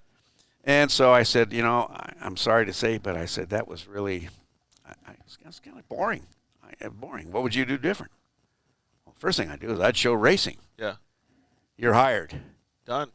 It was the show the other producer was doing. Oh. He sent me his competitor's tape, and I mean, I don't know. Yeah. And so that started it, and they hooked me up with Dave Despain. Yeah. And one of my idols when I was growing up, because he announced all of the dirt bike races. Oh, motorcycle guy like crazy, And so those folks, between the two of them, they made me look good. They taught me some stuff. Oh, absolutely. And that's where it started. So with the media that I'm doing for Mint, I'm not sure what to say about it. It hasn't been a professional endeavor on my part. It started out as passionate endeavor. It's all I've ever had. Yeah. It's all I've ever had. They made me a stage announcer guy. I got to welcome everybody to the finish. Cool. Win, lose, or draw. And I was almost pissed when they took me off of that. Yeah. Because I said, for crying out loud, you're up there for 14 hours in a finish line vibe. Nobody's sorry to be there. Everybody's pumped. Yeah. It's like, don't throw me in that briar patch. Yep. Happy day, all night. Well, and so I just sort of like decided that if the Martellis want to put me in this slot, I'll do this. Yeah. Because overriding everything, George, I just want to stay involved. Yeah, dude, it's so funny that you say that, because all of those things, I've only been doing it for a very short time, and still to this day I tell everybody I don't know what the fuck I'm doing. But I'm passionate about it, right? And I like it, and I think it's cool. And I feel like I'm doing a good job when I hear the feedback, but I've gotten my ass handed to me big time. And a lot of people don't know this, but they're listening to the show now. Like, producers have told me to go fuck myself. Like, no, dude. Like, you can't do that. Like, you have to do it different. So it's all those same learning curves that you experience in any type of occupation or racing or whatever it is. But I like to hear those stories, especially from somebody like you that I look up to, because I understand that maybe some of the growing pains don't hurt as much, or they are a little bit more, just as long as you have a good understanding of doing it for passion. I tell you, time takes some of the heat out of everything. Yeah. Except passion. Yeah, that's true. But I do like it, though, and I appreciate that you're being a part of it, too, because it makes it easier for a guy like me. So thank you very much. All right, you ready for some of these rapid-fire Q&A? Are you ready for the rapid-fire answers? Yeah, absolutely. Let's see what the hell happens. So the Seven. Huh? 7. Did I get it right? Totally. That's answer number 1. So you got the first one right. Rapid-fire Q&A, tacos or hot dogs? Tacos. Question number 2, chicken or asada? Chicken. Well, it depends on how the chicken's done. Asada, you can't go wrong. Yeah, true. Dunes or the river? This is a hard one. Am I driving? I guess it probably depends on what time of year too, huh? Well, at the river, there's nice, cool river. It could be 104 degrees. Let's talk about it. Dunes or the river in April? River. Okay, going to the river. Action shots or still shots? You mean? Action shots would mean like you're going around a corner in the silt bed or something like that. A still shot, you're standing next to the podium. Action. Three-wheeler or quad? Quad. Pizza rolls or jalapeno poppers? Pizza rolls. Those are the big those pizza roll guys. are. I'm sorry, they're rectum rockets. Not good for Bob's tummy. Coffee or tea? Coffee. Favorite movie? This is a good one. And this could be anything, man. We're talking Talladega Nights. We're talking like documentary. That's hard. I guess we could say it's One More Win. Probably should. But yeah, I'll go with that because I want to help Amy. Yeah, 100%. Amy's done such a good job. Here we go. Let's change the date on this. The sketchiest moment of your last Baja race. And we're talking anything. We're talking a truck issue. We're talking booby trap. We're talking getting out of the car. Maybe something else happened that it was in a chase truck. It wasn't even you guys. But the sketchiest moment of your last Baja race. Gosh, that's hard to do. There's or a sketchy moment. Well, no. In a way, I know what you mean by sketchy, which is like yeah, like eye-opening moment. Here's what it was. These guys are going to kill me someday for this, but I'm going to be dead soon anyhow, so it doesn't really matter. We like hearing these stories, though. Yeah. Last Baja 1000 for me, as I was driving, right? So when you're talking about it, or just the last one I attended. Driving would be cool. Driving is cool. That was 2017. I was my last race, and I knew it was going to be my last race because the way you get invited into these races, you wait for the phone call in July. And it's, I've been preaching for a bunch of years. hey, I said, it doesn't make sense to put old people in race cars. Do you know that? It's just got to end sometime. So I got my ride, and I said, you know what, Bauer, if you could drive a perfectly good race car across the finish line in La Paz in first place at the 50th annual, when you're 72 years old, back out, stop. Yeah. It's badass enough, step away from the race car, and that's what I did. But getting there, I was partnered up with Kyle Tucker. Okay. Who Detroit Speed, Kyle Tucker. And Kyle was really fast. It was a good pairing because I'm really not. He took it to Loreto to Santa Rita. My stick was to Santa Rita to the finish line. Okay. So the sketchy moment is it starts off with we're just coming into There's the Santa a bunch Rita. of those fucking whoops too, man. Oh, well, we did okay in the whoops. I had to. Let me go off the side. I'll tell you what I did to Kyle. Poor guy. Okay. He had like implicit trust in everything I said. Fool, but he did. And so this is down by San Carlos, and there's a section that's 48 or 54, I can't remember, miles of just straight whoops. Yeah. Just whoops. Yep. And there's space so that you in a BC car you can't get on top. Got it. Plus you got to go slow. You get over 20 miles an hour, you're starting to work those CVs more than. Yeah, dude. And so you have to drive to the CVs. So here's Kyle, hot shoe guy, almost an autocrosser at 110 miles an hour. So I know we're coming to this section. So I said, Kyle, we pre-ran this. I said, we're coming up this section. It's going to be just whoops and whoops and whoops. I want you to get your mind set, relax. Remember, we're doing CVs. And just keep it on the ground. I said, keep it in the spring and keep it on the ground. That's the only instructions I gave him. Yep. I said, you're going to have this for probably at least an hour. Yeah. Just settle yourself for it. Like that. And then give him a few tune-ups and hugs and kisses and things along the way. We finally get to the end of it. He looks at the light outside and realizes the sun's kind of lower now. We got into that stuff about noon. He says, you son of a bitch. He says, that was 5 hours. Yeah. Well, give or take. Yeah, and so the sketchy part comes that we're coming to Santa Rita, and it's people everywhere and dusty everything, and we somehow got ourselves screwed up and stuffed it under the branches of a tree next to the and nose down, and we're thinking, oh, crap, we won't get out. Well, we got out, and we only had about another 3/4 of a mile. The pit was right over there. Okay. So we got up in the pit, and we talked about this, is that, listen, we have a 4.5 or 5 hour lead. Last stop of the race. We're putting Bauer in, not a race driver, transport driver. But one thing that matters a lot is how you get your belts adjusted. Yep. And so I said, you watch, Kyle. I said, we're going to get to that pit, and these guys are going to do their NASCAR pit. Yep. And they're going to do all our belts. They're going to get us in there and get us down, and they shove us out as fast as they can. And sure shit, that's what they did. We had all these hours. As opposed to doing what you want to do in a race car, you want to get yourself in. Right.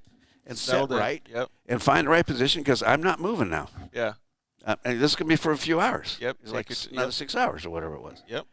And so the sketchy moment is that we let them do whatever they wanted to us to get us in the car. And this belt was like this, and you're all messed up. And I put it into gear. I drove it away for about maybe 300 yards, and I stopped.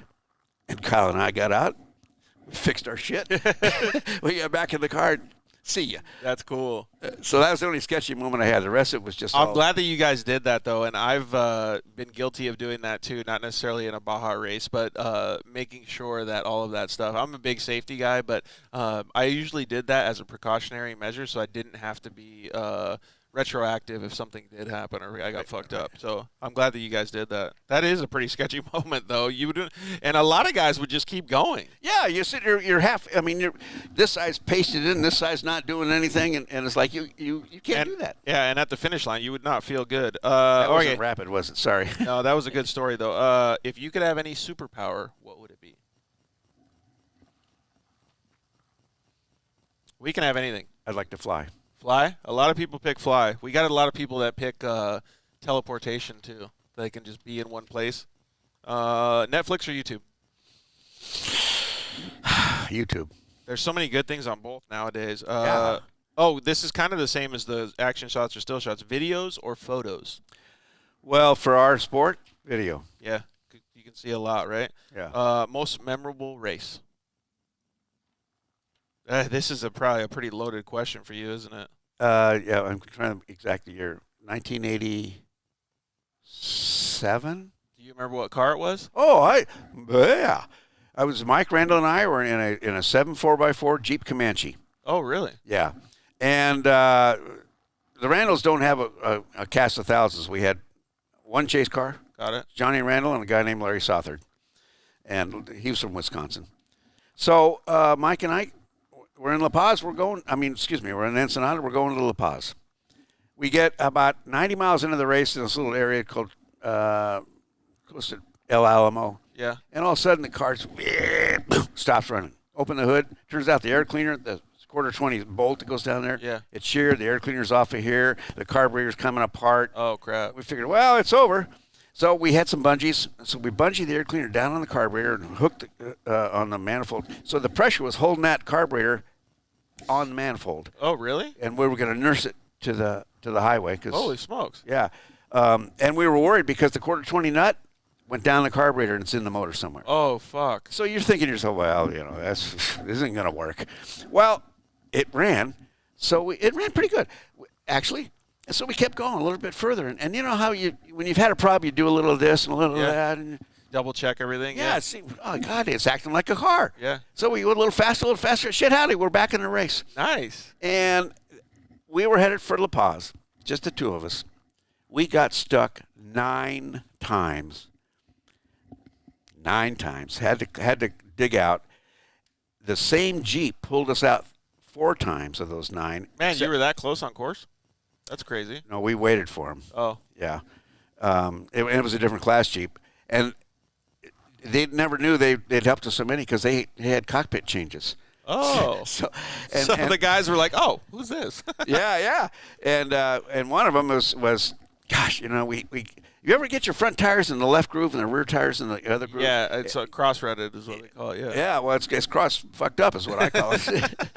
And we got there like that, and all of a sudden the car went bang like this. Oh! And landed, the back end of the thing just landed on one of those little elephant trees. Yeah?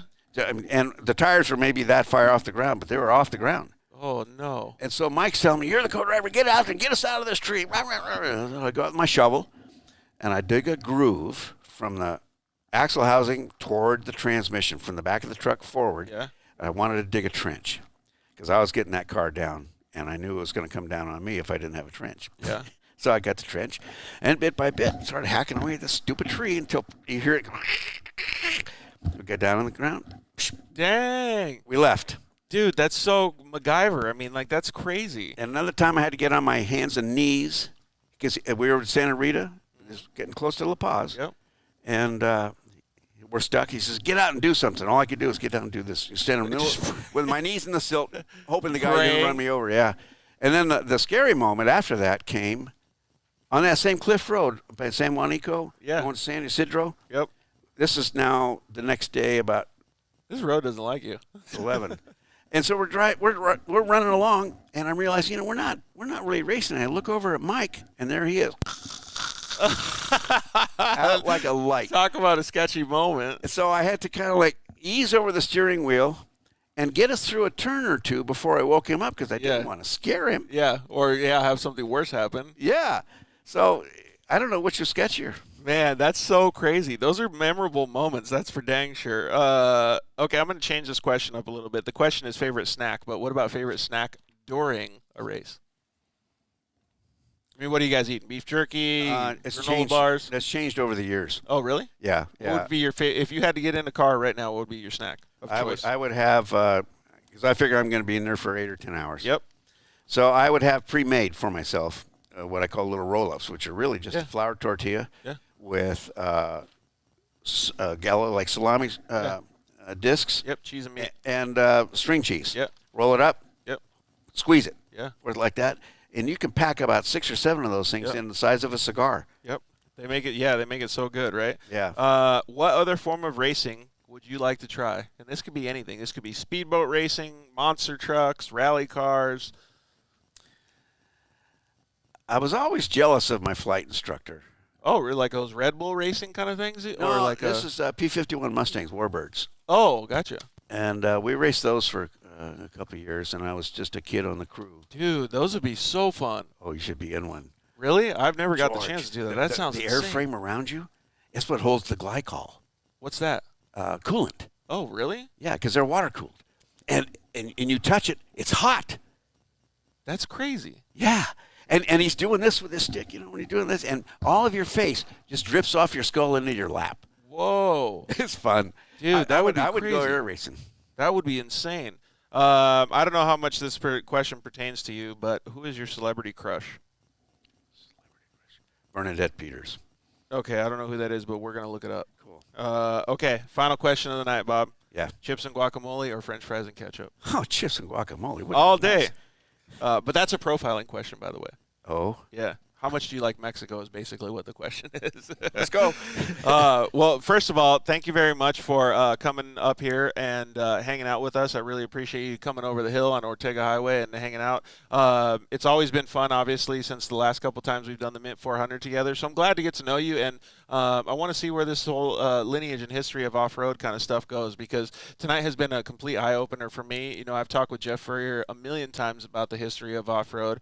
But it's different when you talk about it with everybody and his friends and you and like the whole thing. It just culminates and makes it such a better story. So I think a lot of the people, unfortunately, our technology wasn't working with us very much tonight, but I think a lot of the people that listen to the audio version of this when they're driving across the country or wherever they're going are really going to enjoy this, because it's really meaningful to understand how we got to where we are today. I would love to say it was all by plan. Yeah, but no, it's not. Yeah, no, it isn't. And if I was given the privilege of offering a message to the listeners out there, especially the ones that are, under 50. Yeah. You guys have a generation. You guys generally of really amazing mentality, good people. Give the sport what it gives to you. Yeah, exactly. Give the sport what it gives to you. If it's fun for you, give it fun. Yep. And I would say, if you're one of those guys that says, geez, I'd love to figure out a way to do that, you know how it starts? Seriously? As a volunteer. Yeah, that's what we tell everybody, man. It's just volunteer. Go help out other teams. I won't forget my very first time. Yeah. I mean, it's like they said, first time to be a chase guy. I wasn't a chase guy. They handed me the keys to a white pickup. And in the back of the pickup was a drum of fuel, yep, a spare tire, and a BFG banner. Meet me over here. No, not even as good as that. They said, take this truck to El Janeiro. Find a bush, put the banner up. If Jerry McDonald wants his tire, he's going to stop for it. If he needs fuel, he's going to stop for it. Otherwise, he's going to drive by. Okay. He found the white truck. Yeah. I had no idea where El Janeiro was. And I told him, I don't know where I'm going. Just stop every now and then and ask. They'll point you. That's crazy, And man. so they did. It was about 110 miles away. It was 105 degrees out there. Am I in El Janeiro? Yeah. Boom, cool. Banner set up, truck down, back to the race course, looking for Jerry McDonald, and I realized, I'm kind of hungry. Uh-oh. I'm kind of thirsty. They didn't send any of that. I made it back to Ensenada. Jerry didn't take the tire or the fuel. And the next race, this is how volunteer work happens, guys. Yep. They gave me the keys to the pickup and said, find somebody to drive the truck. Oh, look at that. All of a sudden, I've been elevated. Yeah. And that's how it happens. Got a folks. promotion. If you just go and hang, all you have to do is hand a rag to somebody, and it helps. 100%. I think that's such good advice, though, because there's so many people that direct message us and ask those questions. How can we get into racing? And I always say, message somebody else that races. Ask them if they need help. And more than likely, they'll say yes. Yes. Yeah. Just show up. You know Tony Barraza? Yes, I do know his name. I don't know if I've shaken his hand yet. Well, Tony's a good man. He's been in the industry for quite some time. But when he was a young man, he stopped me. This is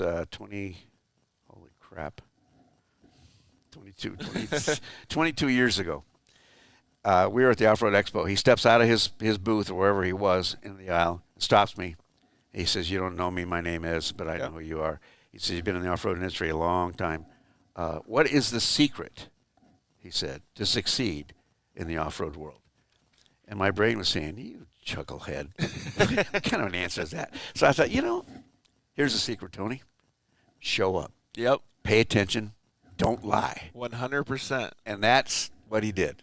I love that, man. That makes me feel so good because that's literally the way I live my life. Yeah. It's been the way I've established all the businesses that I've made and all of the people that I've worked with. All of that stuff has been the same exact thing. Just show up, man. See, now I may be a whack job, but we're together. Yeah, 100%, right? But I do think that, and this is not going to go very far in the conversation, but I think a lot of people lack that because of the technology and all of these different things that are instant gratification these days. But you can really have a lot of success if you just live by that. So thank you very much for sharing that with our audience.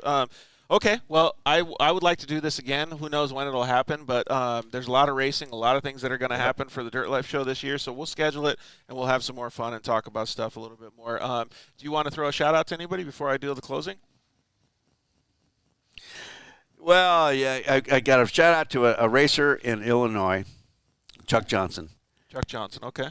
He was a privateer. He came out. He did real well. He ended up with 4 or 5 Baja 1000 wins. Whoa. And I just, he's one of the guys that was a little guy I was able to help, and we ended up racing together. And I'd show a shout out to him, and a shout out to my son who's living in China. Right on. Yeah. Well, we wish them both well. And yeah, shout out to all of the guests that we had tonight. Shout out to Amy Lerner for doing such a great job with her documentary, One More Win with Rod Hall. Please go check that out. Amy dedicated a lot of time and effort into this, and skill. And skill, everything, expertise, the whole deal, right? And what it captures of just one racer and his friends and all of these different people in the industry is phenomenal. So please go check it out. Support her, support the off-road community, and tell us what you think. And send her messages as well. I think it's Team Lerner on Instagram, so check it out. Thank you to Ricky Johnson for calling in, hanging out with us. We really appreciate Jeff Furrier and Rory Ward as well for both giving their understanding of the off-road industry, and clearly thank you to Bob Bauer for making the trek over here and sharing his stories too.